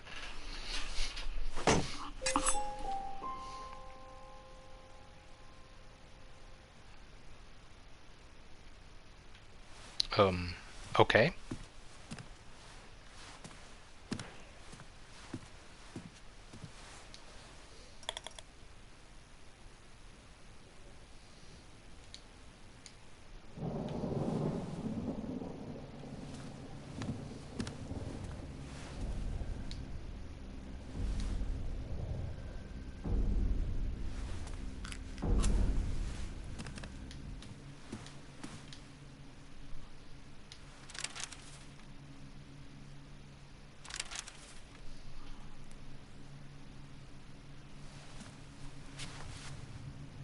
Hey, Extra.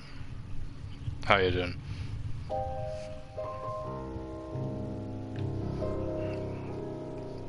Yeah, it was a bit anticlimactic. I actually thought something... What I'm guessing is that maybe the ghost never disappeared. Well, I was wrong. No, never mind. Oh, you don't like the light, eh? Well, screw you. Yeah, I'm good as well.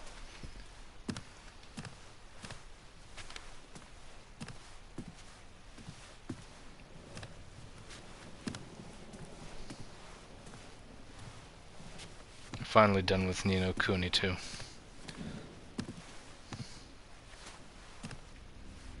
Oh, great.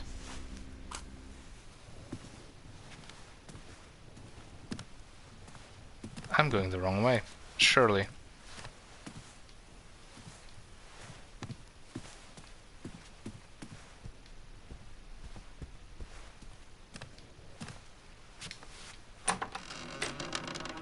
Oh crap, she's still there. Why you do this game?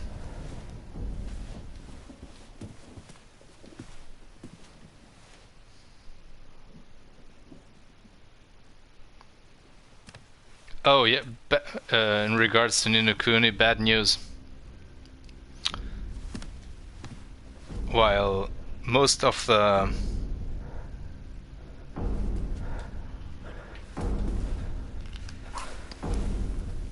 While essentially the whole game wasn't blocked by... I think it was Namco Bandai. The actual boss fight, the very last boss fight, ended up being blocked completely, as well as any cutscene involving or leading up to that point. Which was very surprising and unfortunate.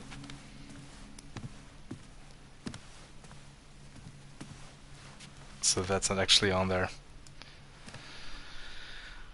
I have no clue what to do now, actually.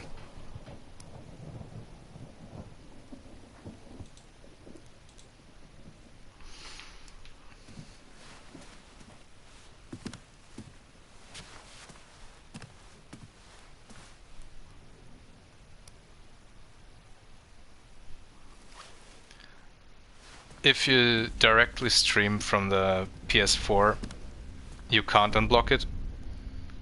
The only way to actually visualize it would be to bypass... I'm gonna let myself die, I have barely any things left.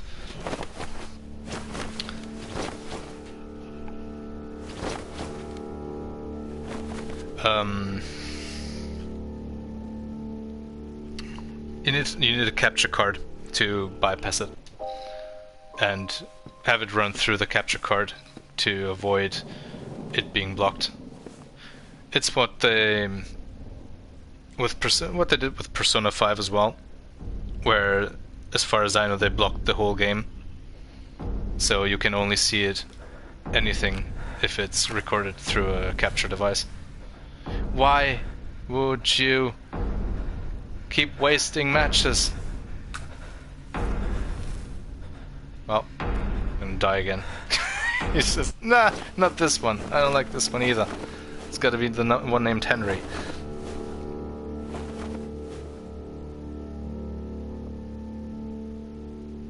Yeah, it's just blocked for viewers.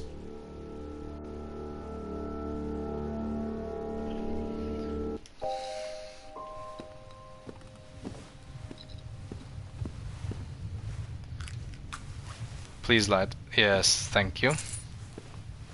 Let's not waste that again.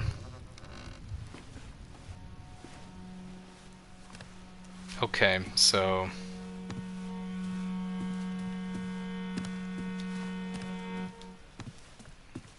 we need to go through here.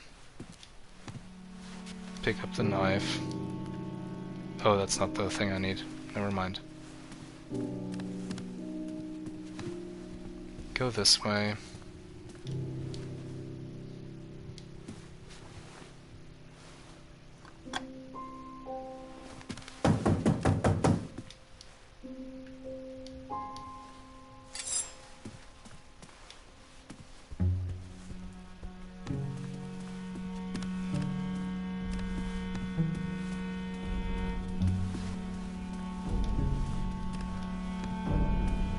Come on, I want to make my way back through the dark. Why can't I do that?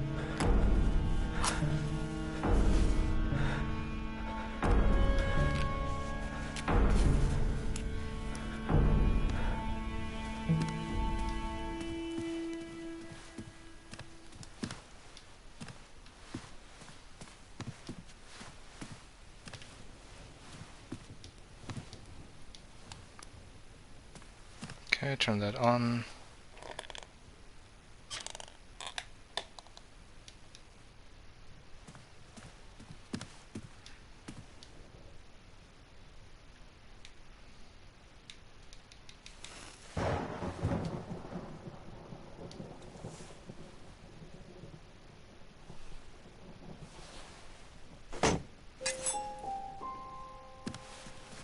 I'm actually gonna save.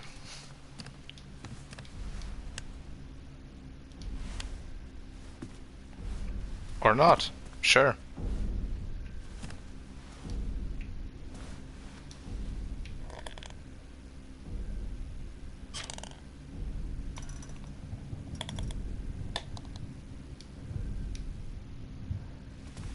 Hang on.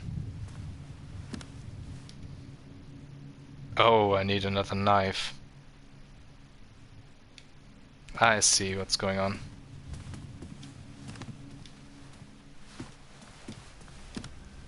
I was certain there was a door here, though. An exit.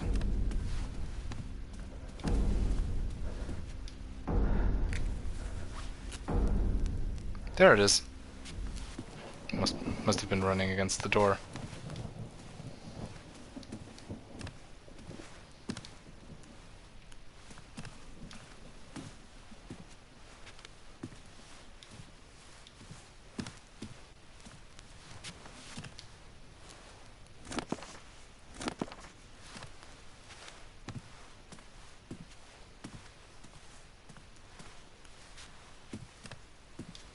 Oh, it's gonna take me forever now to find the missing knife.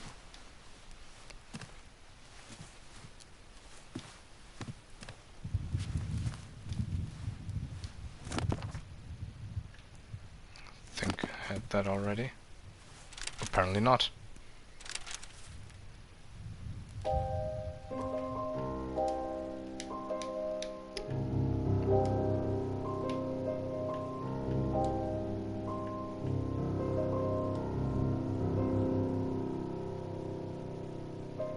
Was it this one? I think it was. Williams Vesper's Diary, Excerpt 1, June 18th, 1932, in Alchemy, the second of 4 cycles leading to the incarnation of the mind in the great work, The Philosopher's Stone, is called white work, albedo leucosis. During this phase, the alchemist cleans the matter he has been dissolving and charring for years. In a renewed cycle with water, he has distilled 3 times.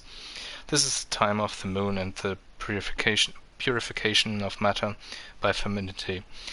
The water the alchemists obtain is called alkahest, the universal solvent, the elixir of longevity that puts an end to the little work. Despite my research, I have not been able to acquire a genuine alkahest. This could be the ultimate cure, the elixir that would save my life. I don't give a damn about eternity. I just want peace. I have bought some materials. Tonight I will begin my journey towards the great work. I hope to reach the albedo, but this path is very long and very dark.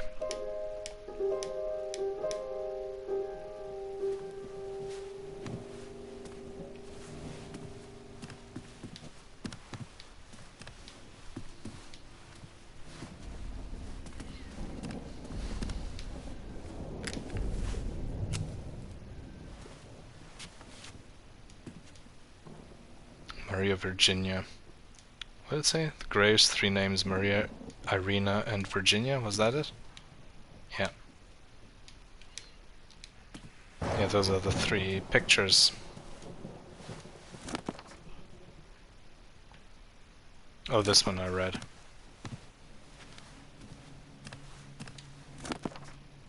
This one I didn't read, I think. Nope. Margaret's Diary, Excerpt 2, December 12th, 1895. I want him to stop. God, is he still my father? I wish things would be like they were before. Going to the fair, to the races. When he told me the names of the horses he knew so well. When he let me bet, then laughed at me because I lost. I want him to tell me more about our family, about Kenneth Cross' bravery, when he fought the English soldiers during the Tea Party, about Uncle Hardy, the captain of a Union warship fighting slavery, about the senator and poet Douglas Venter, about Tom Kenstone, member of the American Academy of Arts and Sciences, all great men, knights, intellectuals, glorious members of the Venter Cross family. But what will people say about Dad?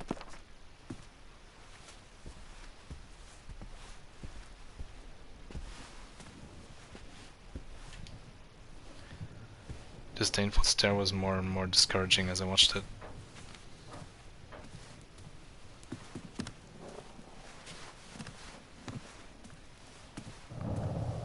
Now there can't be another knife in this area. It needs to be somewhere else.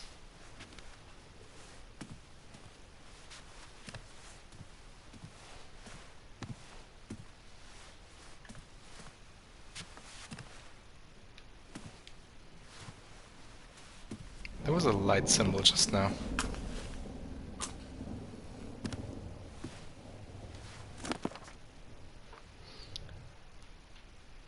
William Vesper's Diary, Excerpt 3, March 10th, 1935.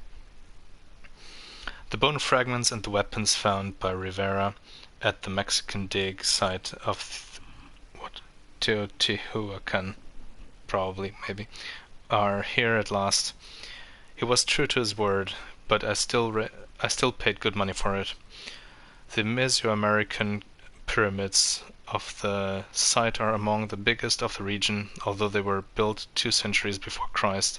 The human remains which were found under the Pyramid of the Moon confirm my theories.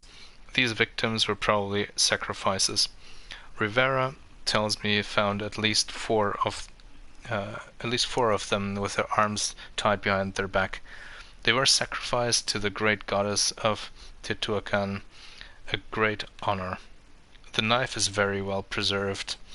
Since I sharpened it, it seems ready to serve the goddess again. I must study the rites of the killing ceremony. I'll ask the bodies to be shipped to me. Well, how about giving me the knife then? Note to self, the shadows mode. Mother sure say what's left of her seems to evolve. Oh, that one we already read.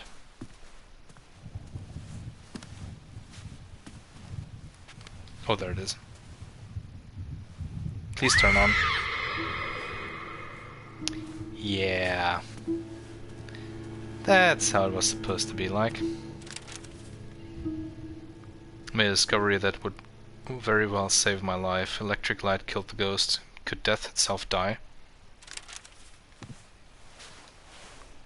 Landlord had crates full of books delivered to him.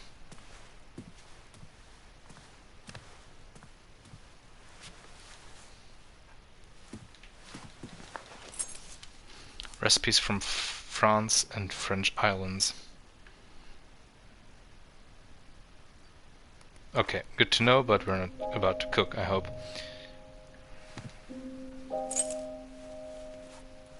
Got another key. Still missing a knife, though.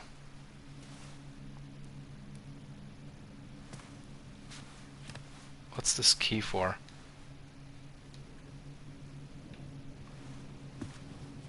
I'm still out of matches, it's not even funny.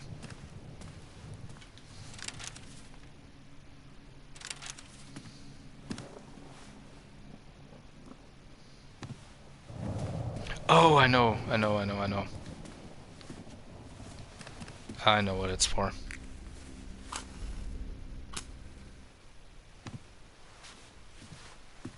Just need to find that thing again. There it is. No, it's not this. Was it even in this room? I don't remember. I think it was in this room.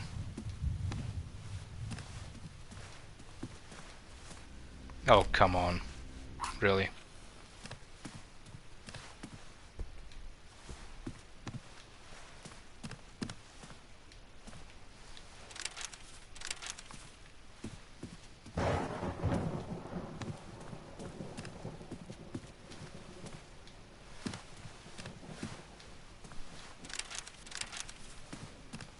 Oh man, I'm gonna have to load this.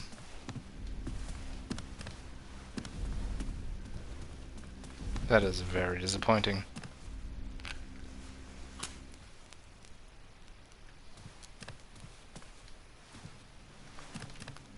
It wasn't this thing. Damn, maybe it was actually another room.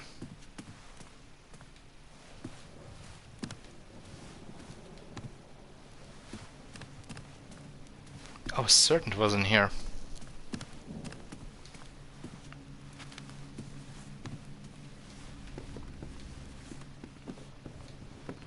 Well, can't do anything else.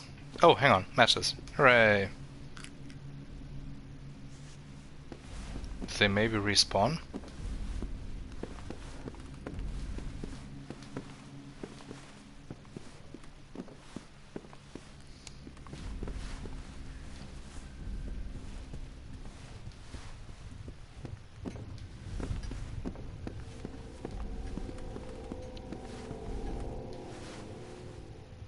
Wait, this room shouldn't be dark.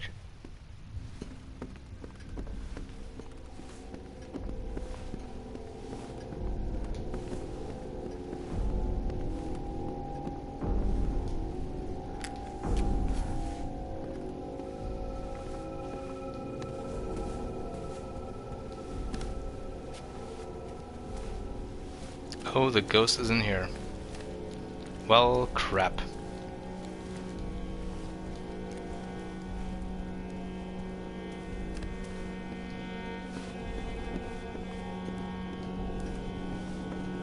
Oh, I'm gonna be so gutted if I can't find the bloody thing that I'm looking for.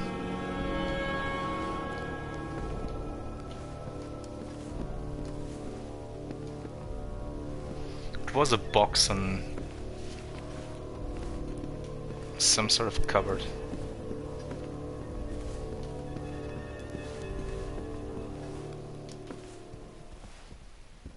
I don't think it was in here. God damn it.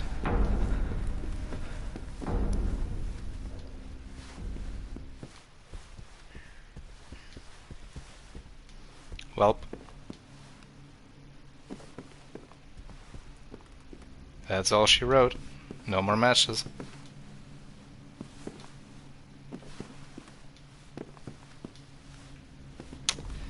Yeah. Well, let's die.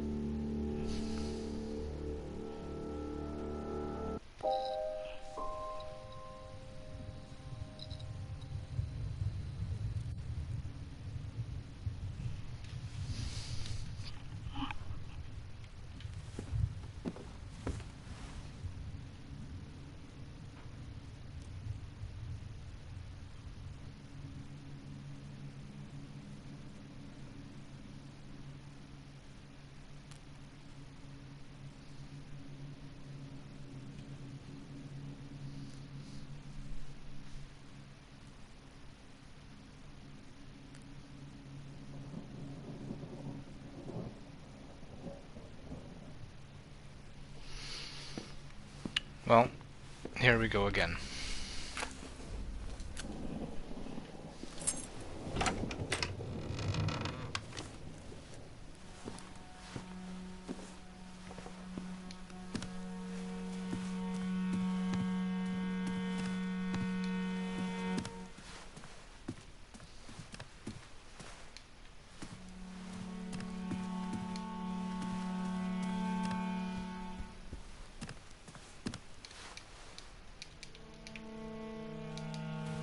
So this is the thing that happens.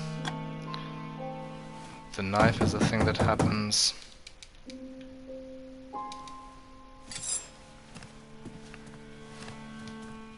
And this happens.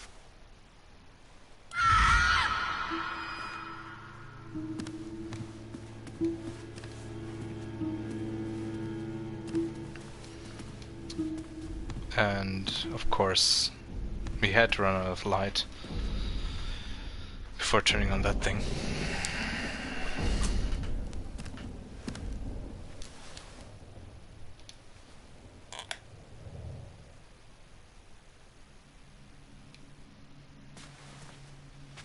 What if I chuck the knife in there first? Not sure if that actually matters.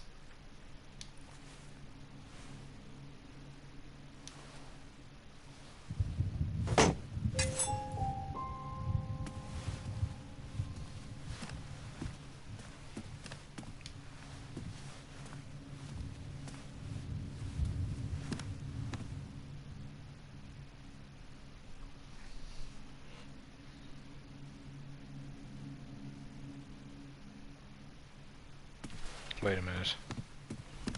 Key wasn't here, right?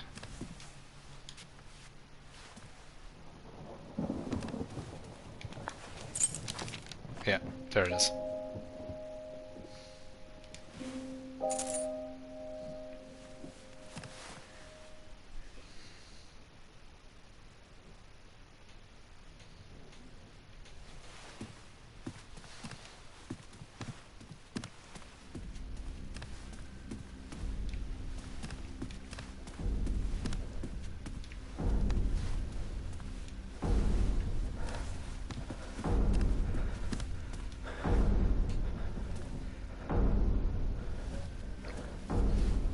I actually want to get to the other room without having to light another match.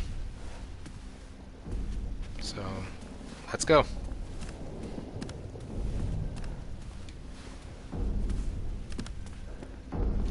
There we go.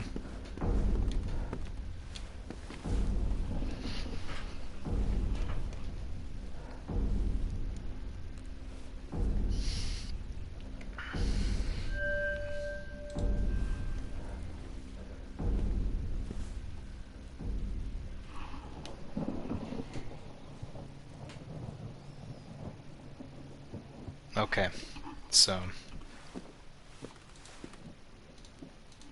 pretty sure that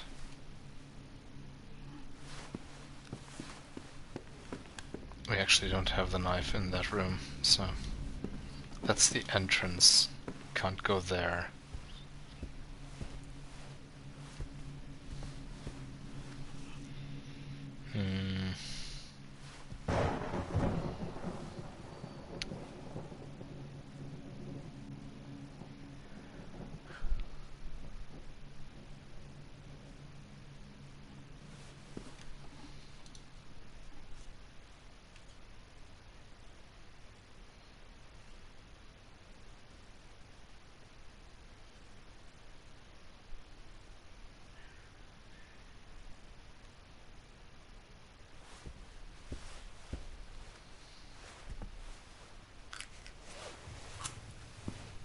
I think we have to go through here.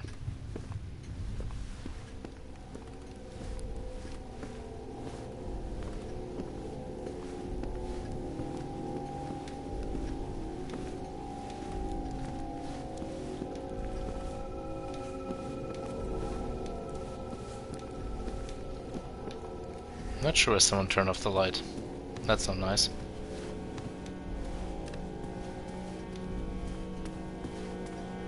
Oh, someone trashed this place.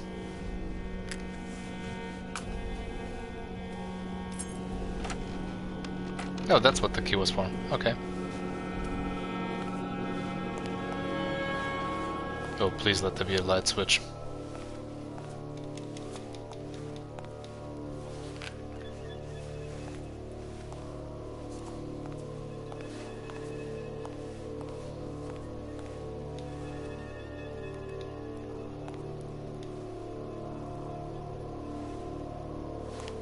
Two hands to remove a blade. Seriously? piece of meat could have come from anything or anyone.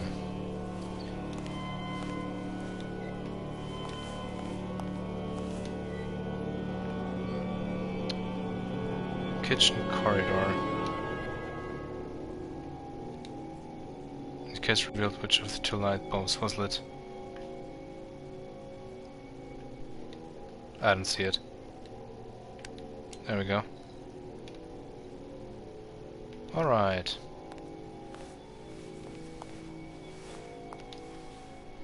Kitchen was probably a lively place years ago.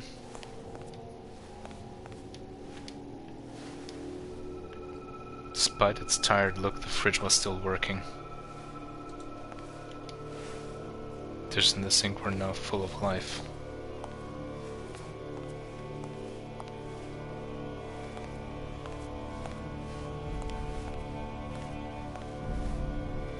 There has to be something else in here, right?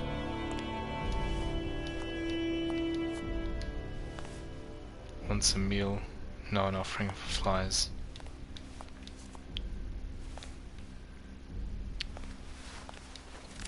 There it is. Note to self. Matchboxes. I placed matchboxes all around the house in case the electrical wiring breaks down. It really is the last thing I wish would happen. Well, guess what? It happened.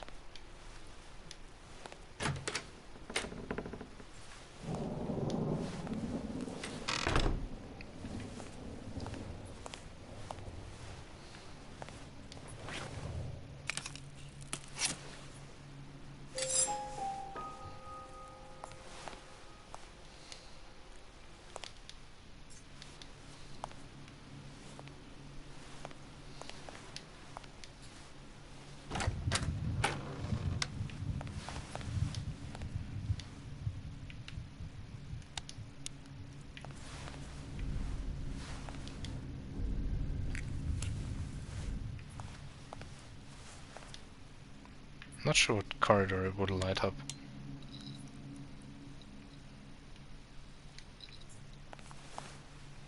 Oh, that one.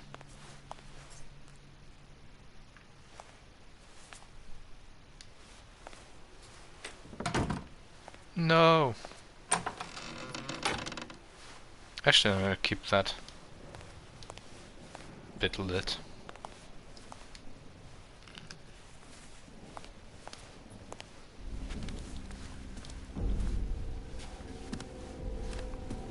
Oh, I see you running around on that other side.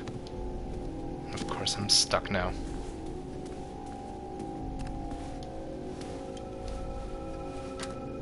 Blocked from the other side.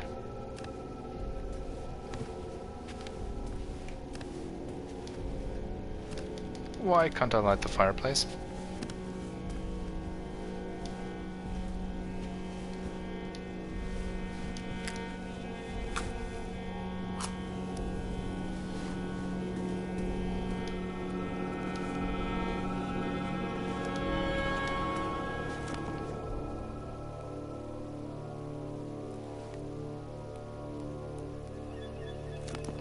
No, had that. Hell no.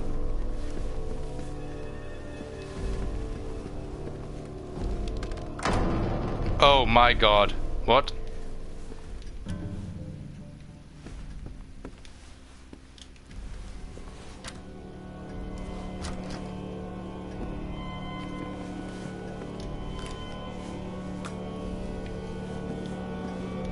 That was rude as hell.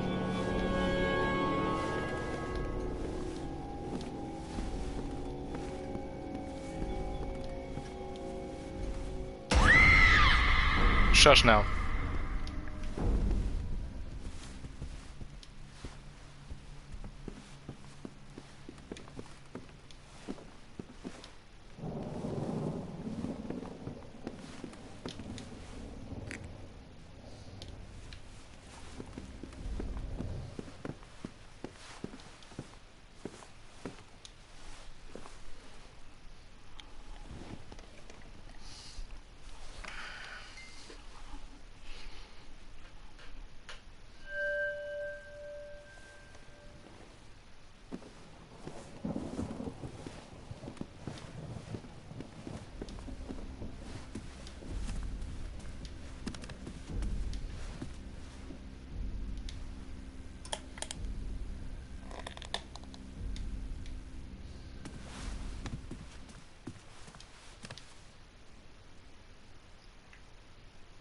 There you go.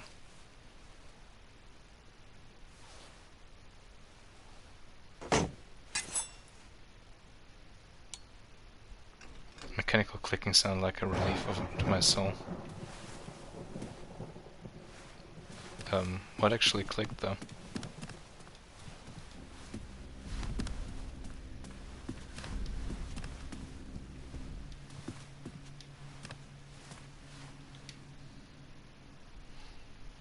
Move around, okay.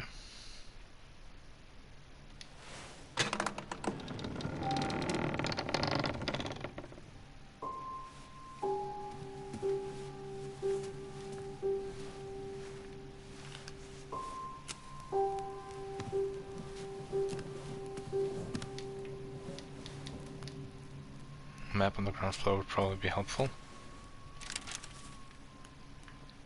Lost and overtaken as I was, the floor plan showed up right on time.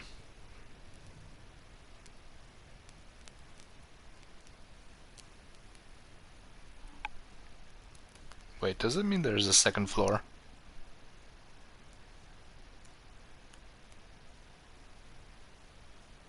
Because those are clearly stairs.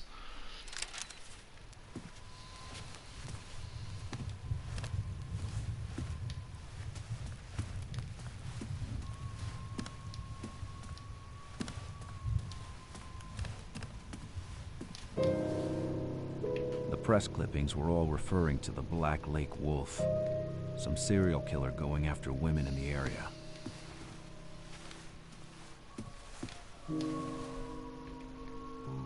Carried with a lamp used to carry a light bulb.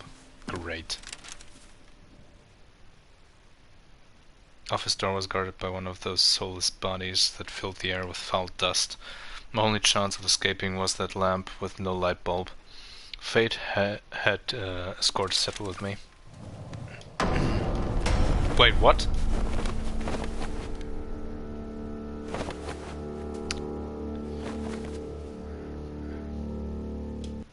Okay.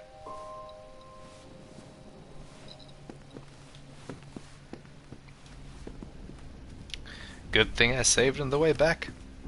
That's all I'm gonna say.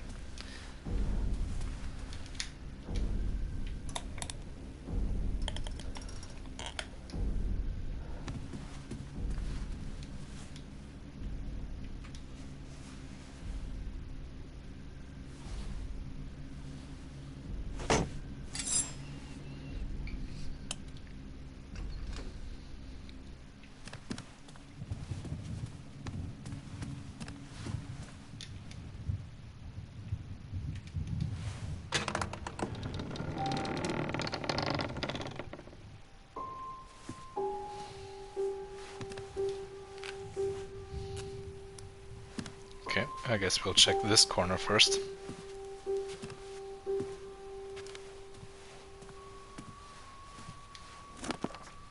William Vesper's Diary, excerpt 13, February 20th, 1932. As I came home from the smoke and mirrors, her voice kept clinging to my soul. That girl is fantastic. She introduced herself under the name Selena. She has just arrived in town, it seems. Her voice holds a melancholy that sounds very familiar. She is like a moonbeam skimming you like a cold wind from the north. In a few minutes, even the most intoxicated of the drunkards were sitting in front of the stage, some on their knees. They were crying. You can see she is young, but her voice isn't. It has the wisdom of many lives. She has rekindled a flame that faded a long time ago. My soul was cleansed by her song, as it the alchemist threw distilled water on the ashes of my unfinished work. It reminded me of an old friend, very close yet very far, except she never goes down to earth.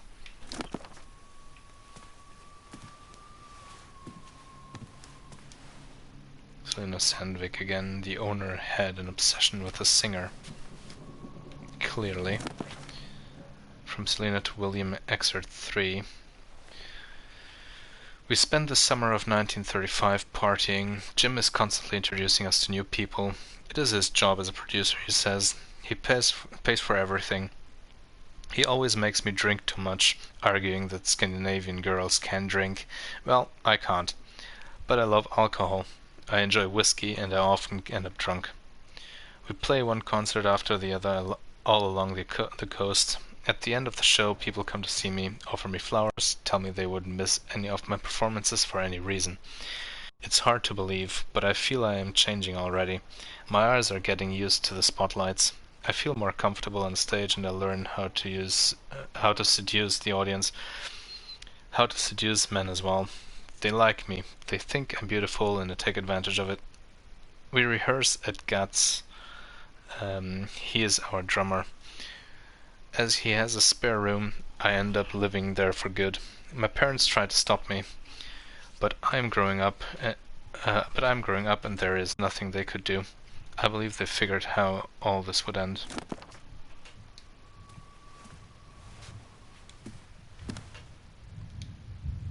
I need light.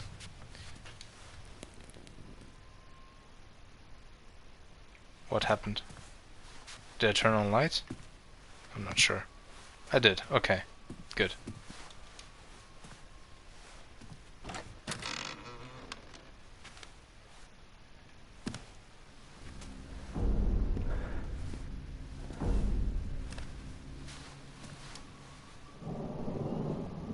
The woman looked terrified, a feeling I knew all too well.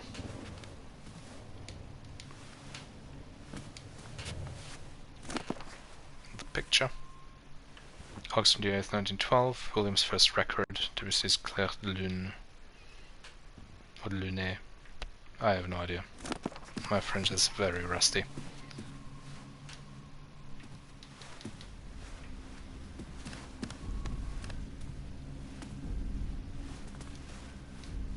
Well, let's just save, I guess, since it's already here.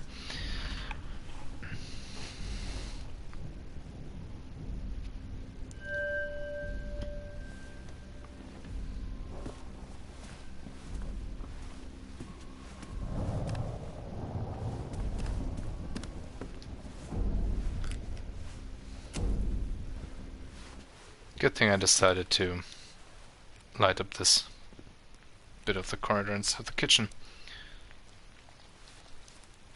Wait, what did it say? Wardrobe was moved a few times, not a coincidence. Well, how about you move it back then?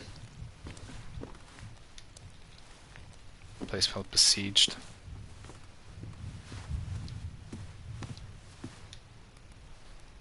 I had the feeling the shadows were feeding on our face. William Vesper's diary, excerpt 14, March 2nd, 1932. I don't hunt anymore. I go to the smoke every night, just because of her, Selena. She came all the way from Norway to settle in California with her parents. She was singing there. As her career took off, she had a relationship with a prominent producer under strong media coverage. And she ended up in Black Lake. The owner didn't know more. For everyone here, what matters is her voice. And I don't recognize myself anymore. My piano training sessions always end up as fantasized rehearsals alongside her. When I look at Luna, I see Selena's hair shine under the light of the smoke spotlights. I know nothing of her, yet she became everything to me. Her sadness is mine, her loneliness is mine, her jazz is mine. But how can I tell her these things that I take for granted? I realize how little I know about women. Oh crap! I did not see her. And she's doing the ring thing.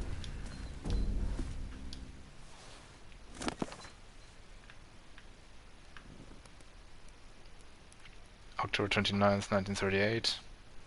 June 1911. I never told you how much I loved you. Thank you for everything, W.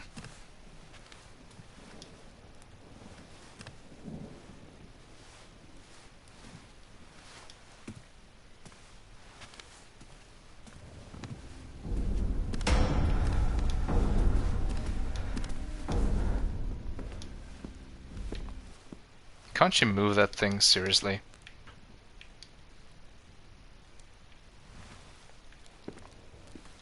That doesn't seem right.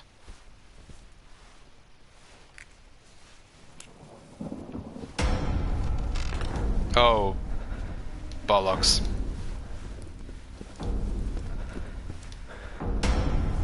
Oh, two of them. Well, shite. Yep, got stuck. No. Oh boy.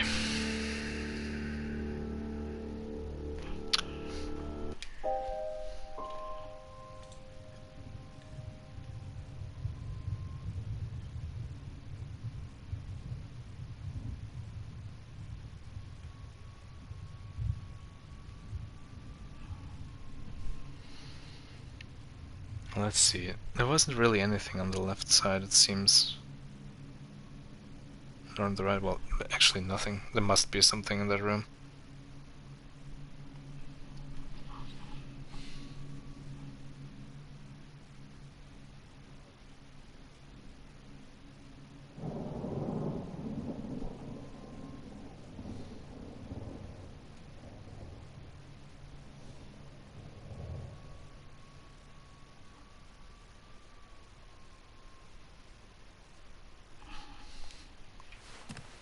Well, let's give it another go.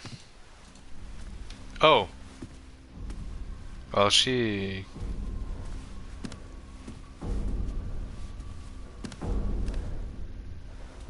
really wanted to talk.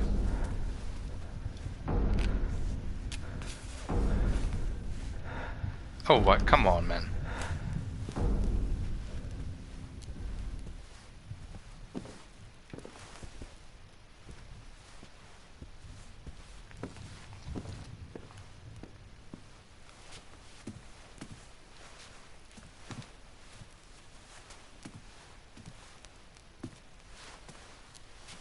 There has to be something here.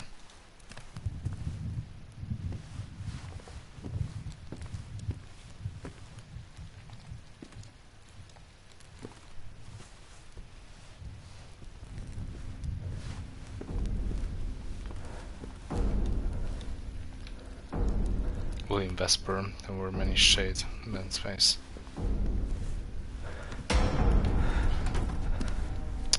And the door closed.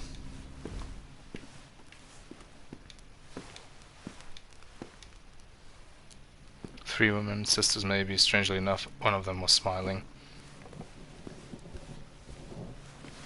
Oh, there's a light switch. Bye!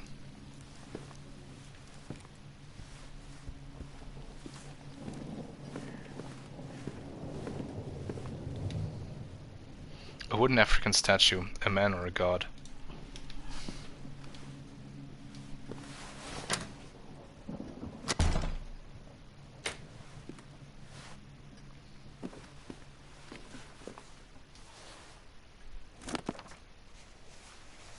October 29th, 1938. No, we had that. Wait, what? Okay, never mind. So what exactly am I looking for then? Another light bulb, right?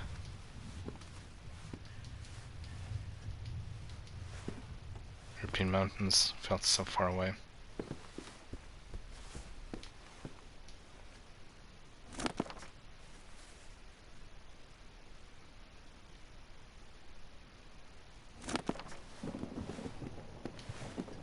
Oh, hang on. I could... Nope, that's not what I wanted. I could feel something up. There it is.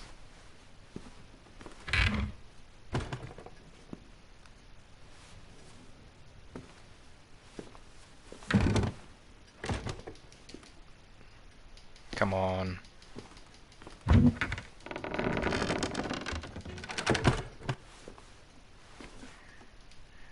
Let's have a peek.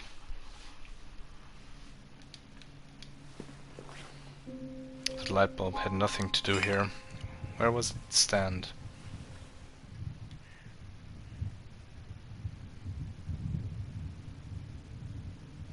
There's the other shoe. Whatever the picture, always look back at you.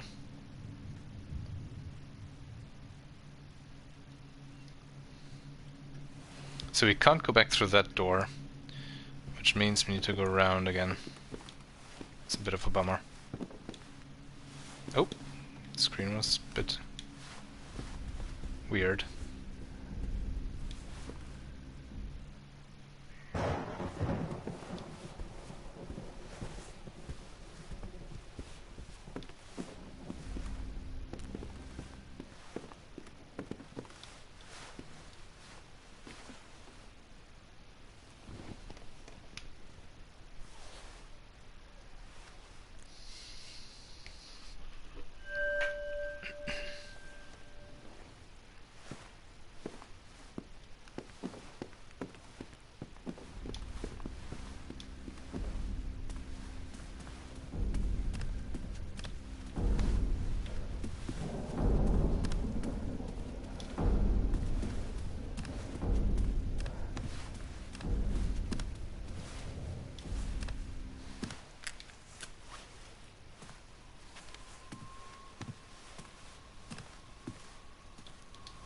Let's kill the other apparition, come on. Lipo was decorated with tiny craters. It looked like something. Okay,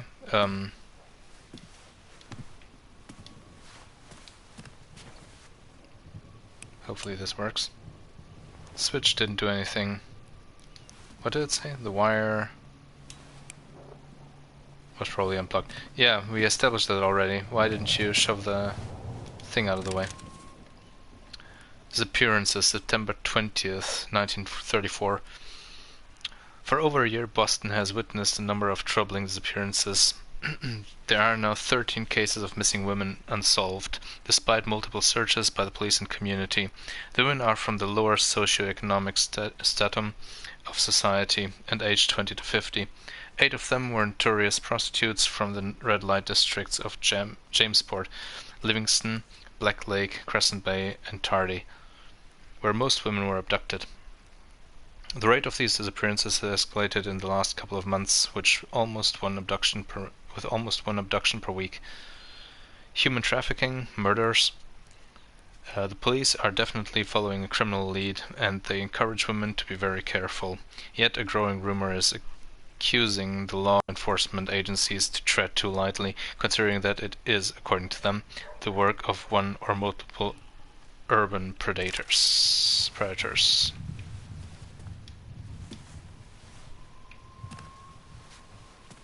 This is not the way. So let's grab those.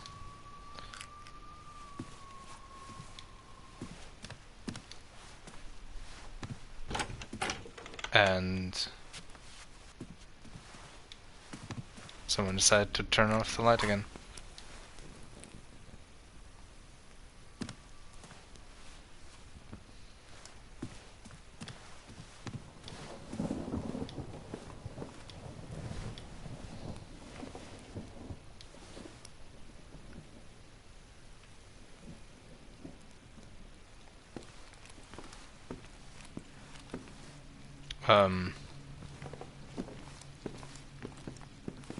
Well, just move it. It can't be that heavy.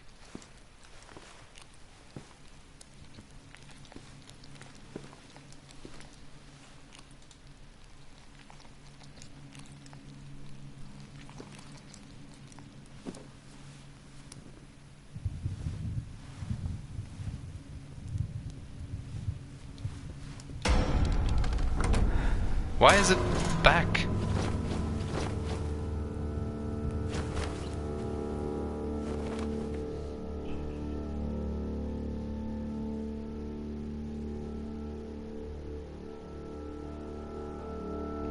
That's just weird.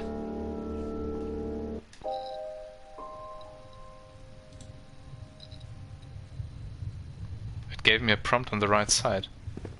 Okay, let's have a look again.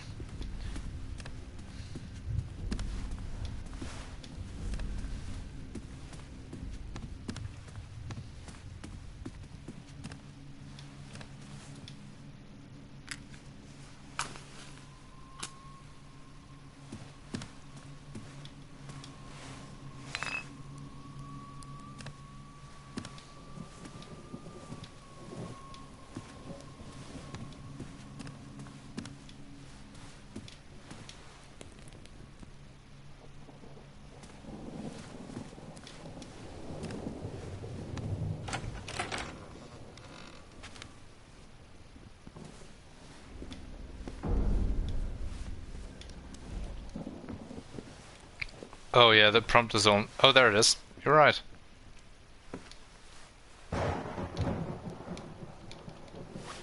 Cheers for that.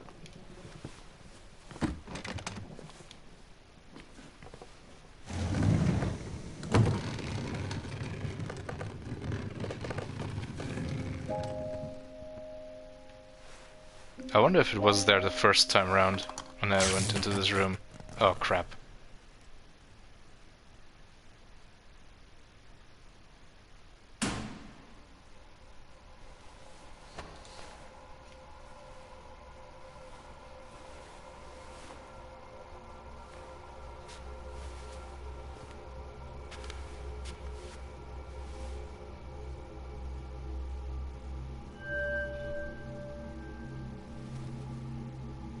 Smoke and mirrors. What was it? Some club?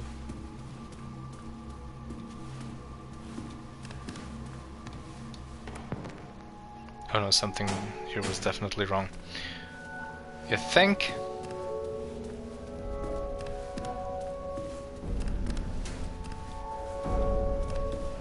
What the hell's happening?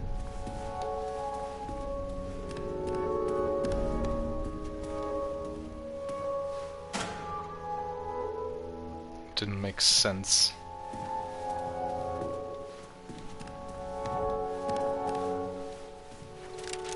Was a letter would be useful, I just didn't know how.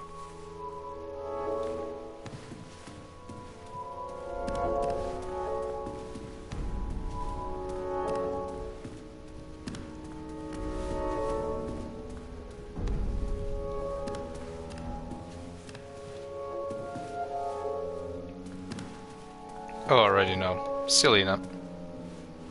Selena. Chuck it there, please. Thank you. That's not quite the way I would have put it, but sure.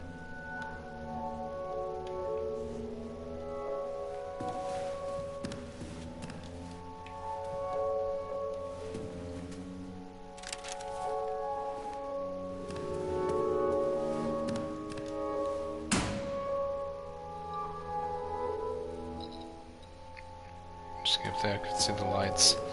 So I need 4 more.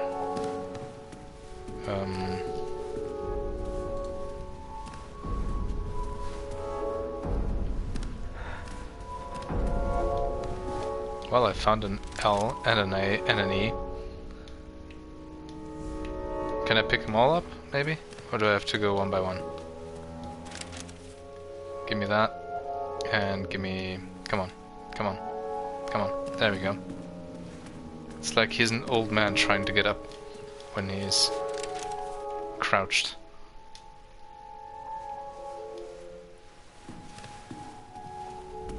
So missing 1. Where's the last one?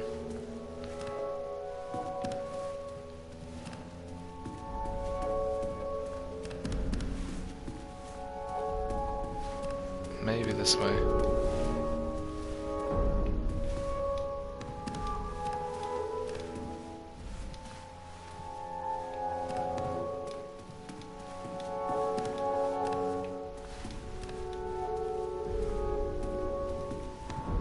Well, maybe I have them all. I actually don't quite recall. There was an S and E, there was an L missing, another E missing. Oh, we have all. Okay, never mind.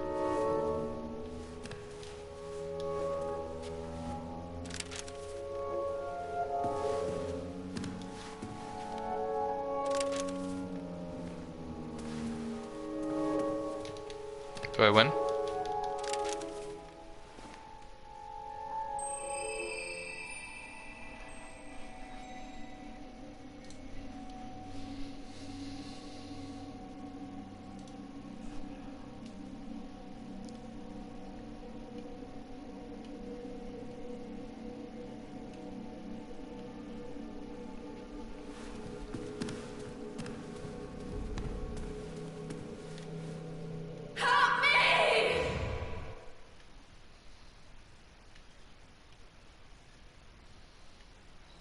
For an instant, I thought I was lying in a bar.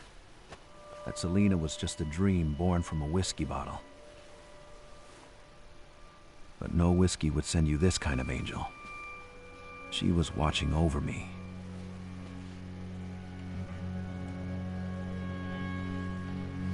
Did we plug it in then? Okay, good.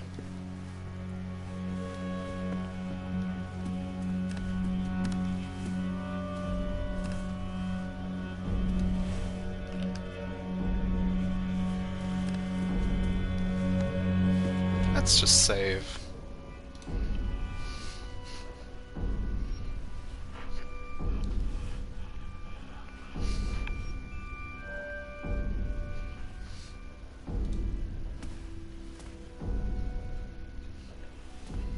Alright. Let there be light.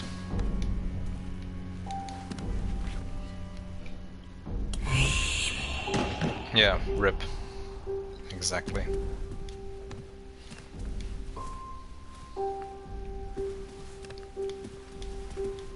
Wait, there's another picture.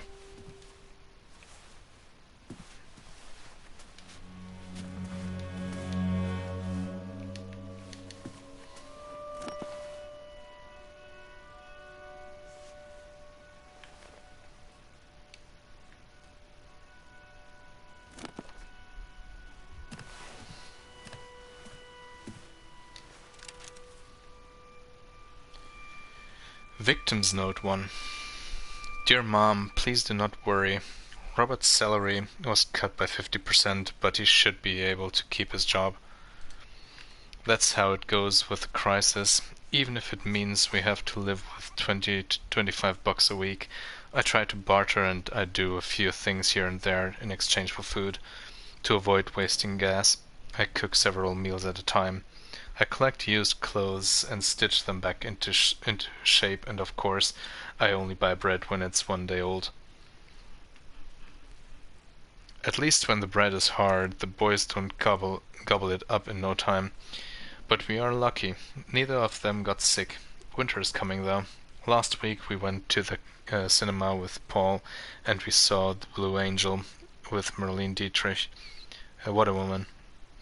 Here are $5. That's the best I can do right now, but we'll soon be with you. Take care of yourself. Beth Rogers.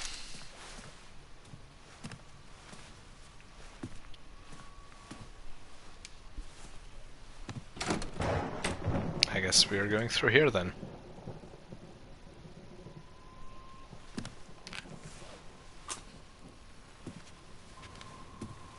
Oh, that's pleasant. Coffin let out the noxious smell of death and rot.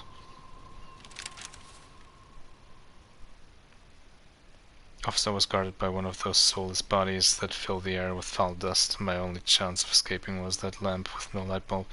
And we had that. In the corridor I found 3 coffins that were just unearthed. The putrid smell that floated around me covered the smell of dirt for good.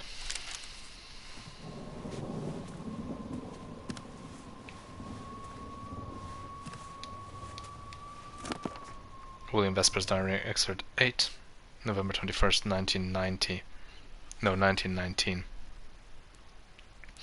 Mother's burial was yesterday. While everybody was crying, I was cursing her as I watched the coffin slowly lowered under the ground. It was like a dark celebration. She is back where she belongs, and Earth itself doesn't care. It is not afraid of her. It has no ears to hear her scream, no skin to endure her beatings. But during the night, in my room, as soon as I blew out the candle, I felt a breath close to my ear. Then I heard her voice. "I will save you," I screamed. Sarah came to see what was happening. I asked her to sleep close to me. I dreamt of Mother the whole night. She was walking silently in the house with her blind eyes. She was waiting behind the door of my room like a wolf. Dr. Rosenthal says that can happen with morning people. That they make things up. For me, it is out of fear. I don't make anything up. Margaret is still there. Oh, she's coming. and she seems a bit disoriented, which I'm good with. Mark Vesper, January 2nd, 1880, August 26, 1990.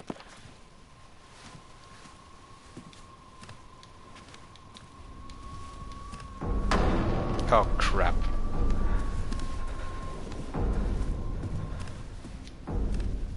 Come into the light then, come on. Come on, no?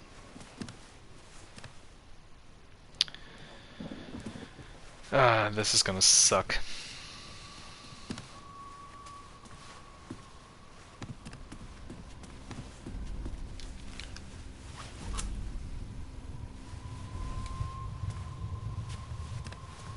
Where'd she go? Oh, there she is. Okay, never mind. Nope, there she is. Okay, there are way too many of them.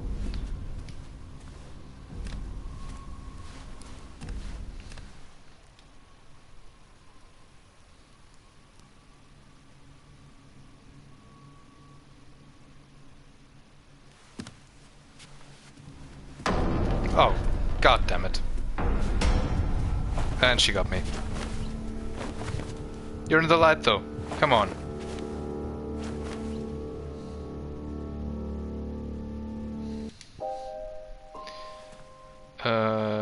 Wait, what?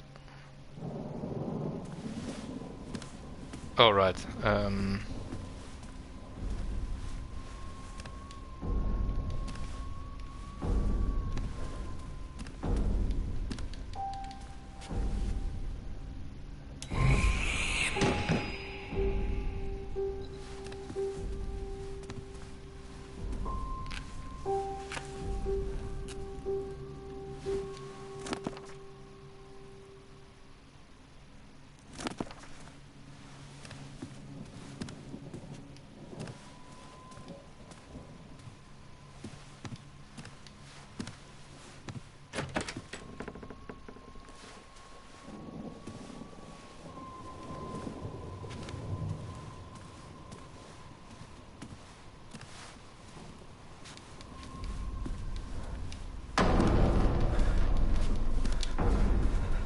God damn it.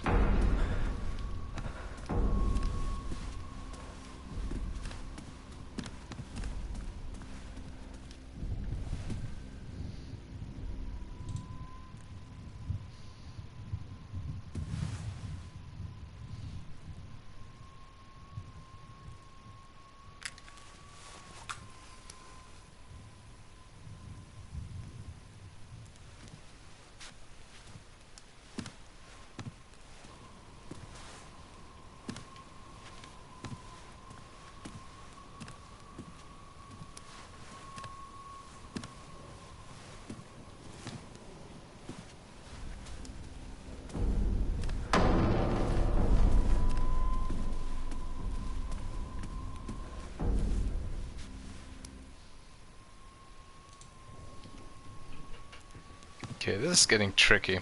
I'm pretty sure I need to go to the right.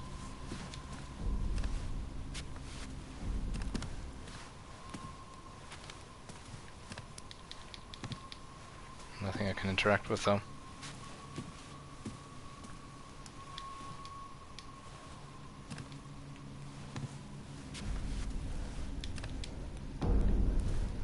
I think there is a light switch here. But nope.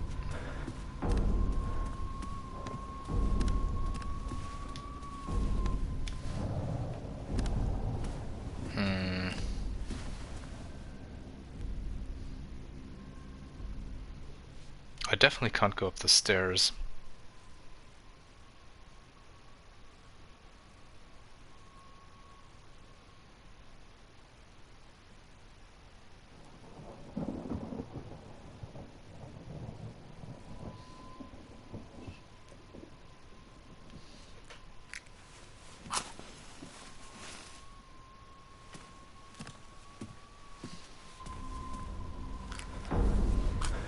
Oh crap.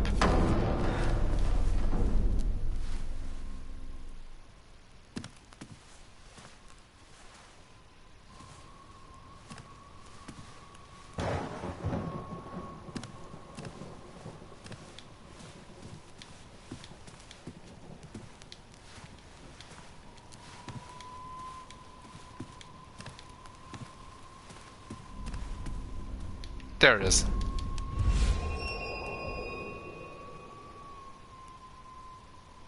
Did it get it both? Brilliant. Oh.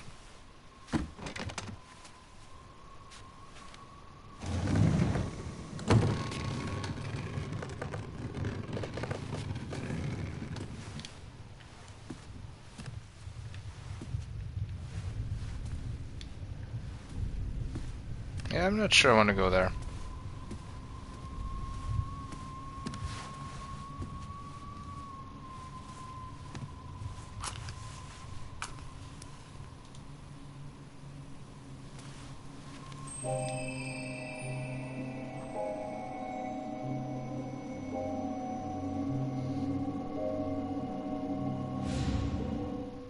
Where are you?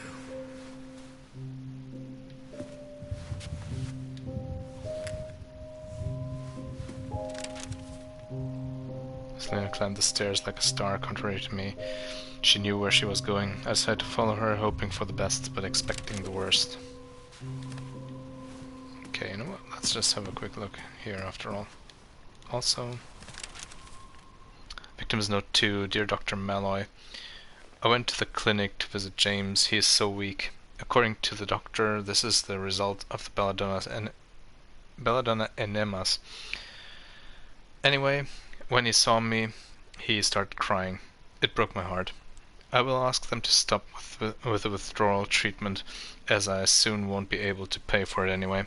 But I do swear not a single drop of alcohol will make it home. He could find a job. It's all because he had nothing better to do. I'm going to Black Lake to meet his uncle and ask him to hire him as a waiter. We have no choice. We have to give it a try. I know what you'll tell me, but I can't see him like he was today anymore. Thank you for everything. One day I will pay you what we still owe you. Jesse Greywood.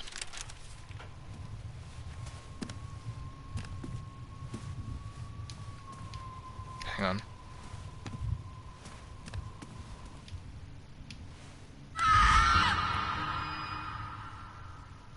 Oh, I'm sorry. Did that hurt?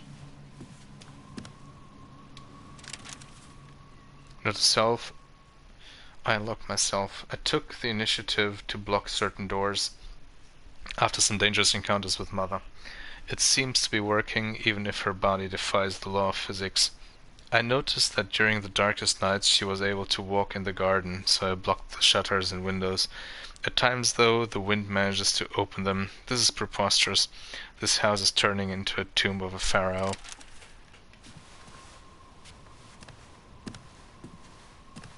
So, hang on. Okay.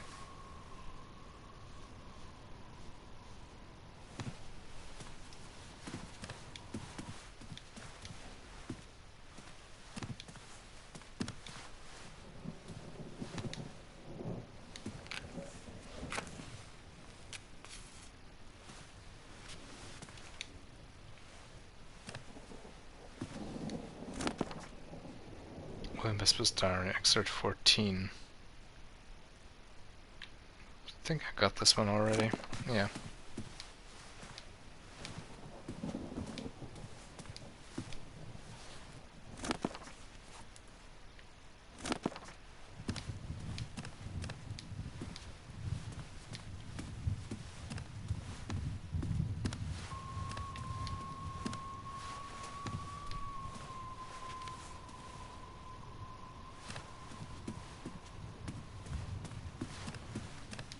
I think it's saving time.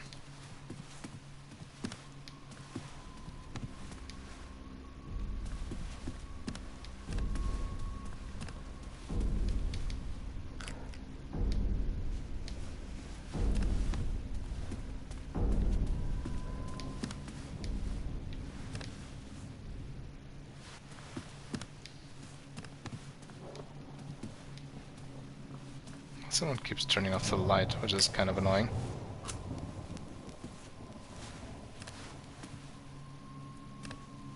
Actually,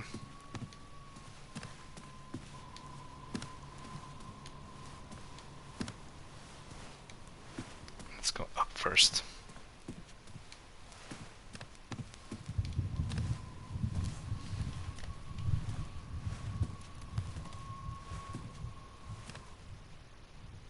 She had climbed the stairs like a diva heading back to her dressing room. Me, I was barely able to stand up, and I was trying to follow a star in the midst of black holes. I never felt so relaxed.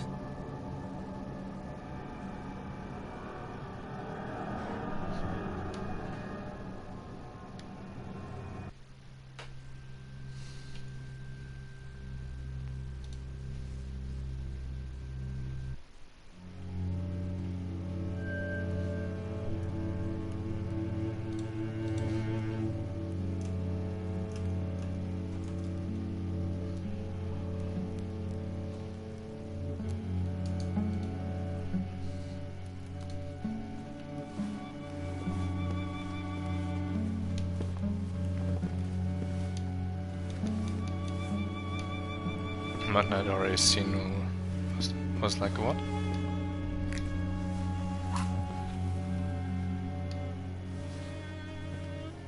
Obsessional memory.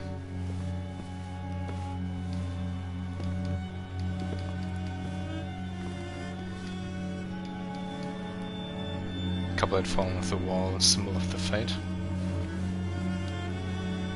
Crucifix looked more like a warning than a sign of faith. It was lying on the floor as if she had fallen from a crank. There was a crucifix on the door on the other side of the stairs.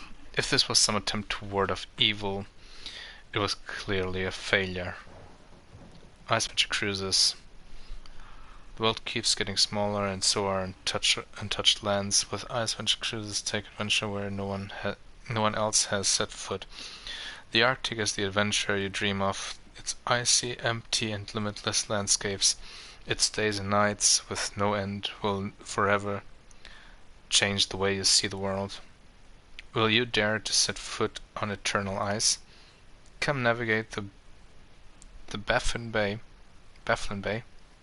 Name a piece of Greenland after you. Meet the Inuit in Nunavut. Something.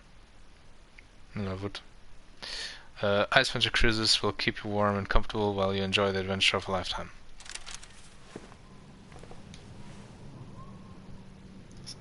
Any moment could encounter whoever unearthed the coffins.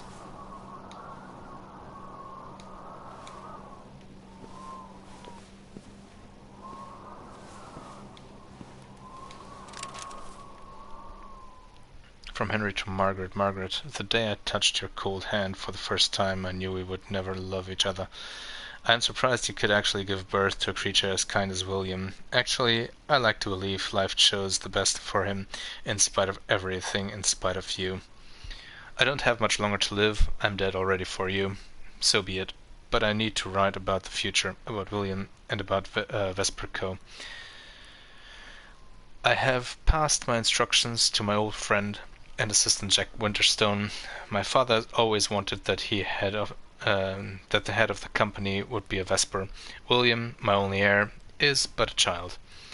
You will have to replace me at the board, and I trust you will handle it like a true Vesper. I don't trust you, but William still needs his mother. I have asked Jack to make sure he'll never lack anything. He will visit you every week and will have all authority to take my son from you if he notices you do not fulfill your obligations properly. Let me remind you that without my wealth, your family is nothing but a once glorious name swallowed by debts. I can only hope my death will free you from some of that anger, and that it will make you a better woman. Goodbye, Henry Vesper.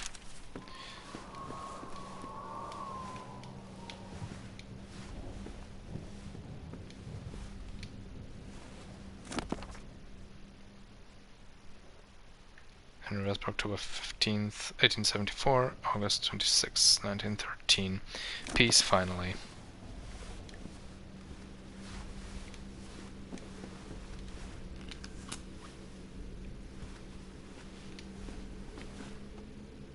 brand new science books had just arrived from Germany. Kind from portrait of a young man was unexpectedly delicate.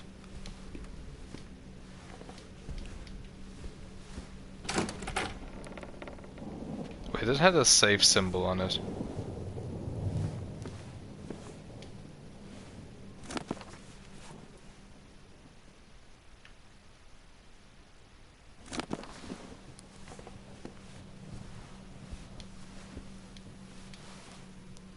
Guess my family was strongly bound to the textile world. Selena to William, excerpt 5. I will always remember 1936 as the year I discovered the jazz clubs in Harlem. The Savoy Ballroom, the Radium Club, the Log Cabin, the Cotton Club, the Theatrical Grill with Ellington, Henderson, Calloway, Armstrong. But even though I date a colored man, I'm not one of them. In America, white people still hang African Americans. Roosevelt and the New Deal won't change a thing. William, because your country still tries to cure an imaginary disease by mutilating itself. One night, Jim encourages me to get on stage. I'm drunk and sad, so I sing a folk song from home. The same song I sang for you last time. But I improvise around the theme in a very jazzy way. After I stop, there is silence. I'm about to collapse, I feel dizzy, and suddenly the crowd bursts into applause and they go on cheering me as if they will never stop. It's because of that song that I am nicknamed the Little Northern Star by Armstrong. Dear old Louis, so far away today.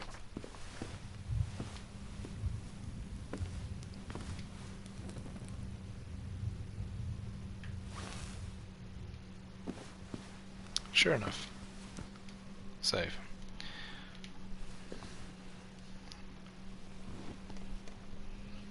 I'm actually gonna call it a night here.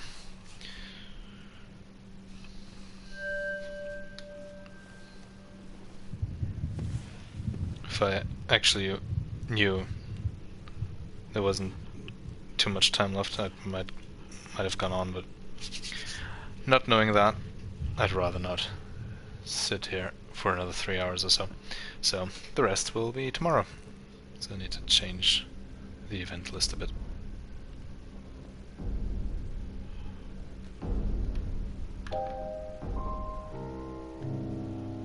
So yeah,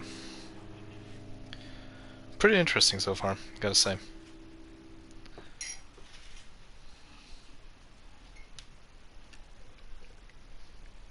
Anyway, that's it for me, and I'll be back tomorrow with probably finishing this one up.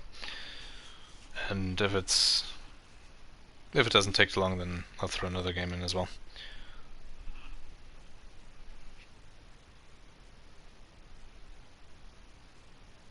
Yeah, thanks for watching, and have a good one. Take care.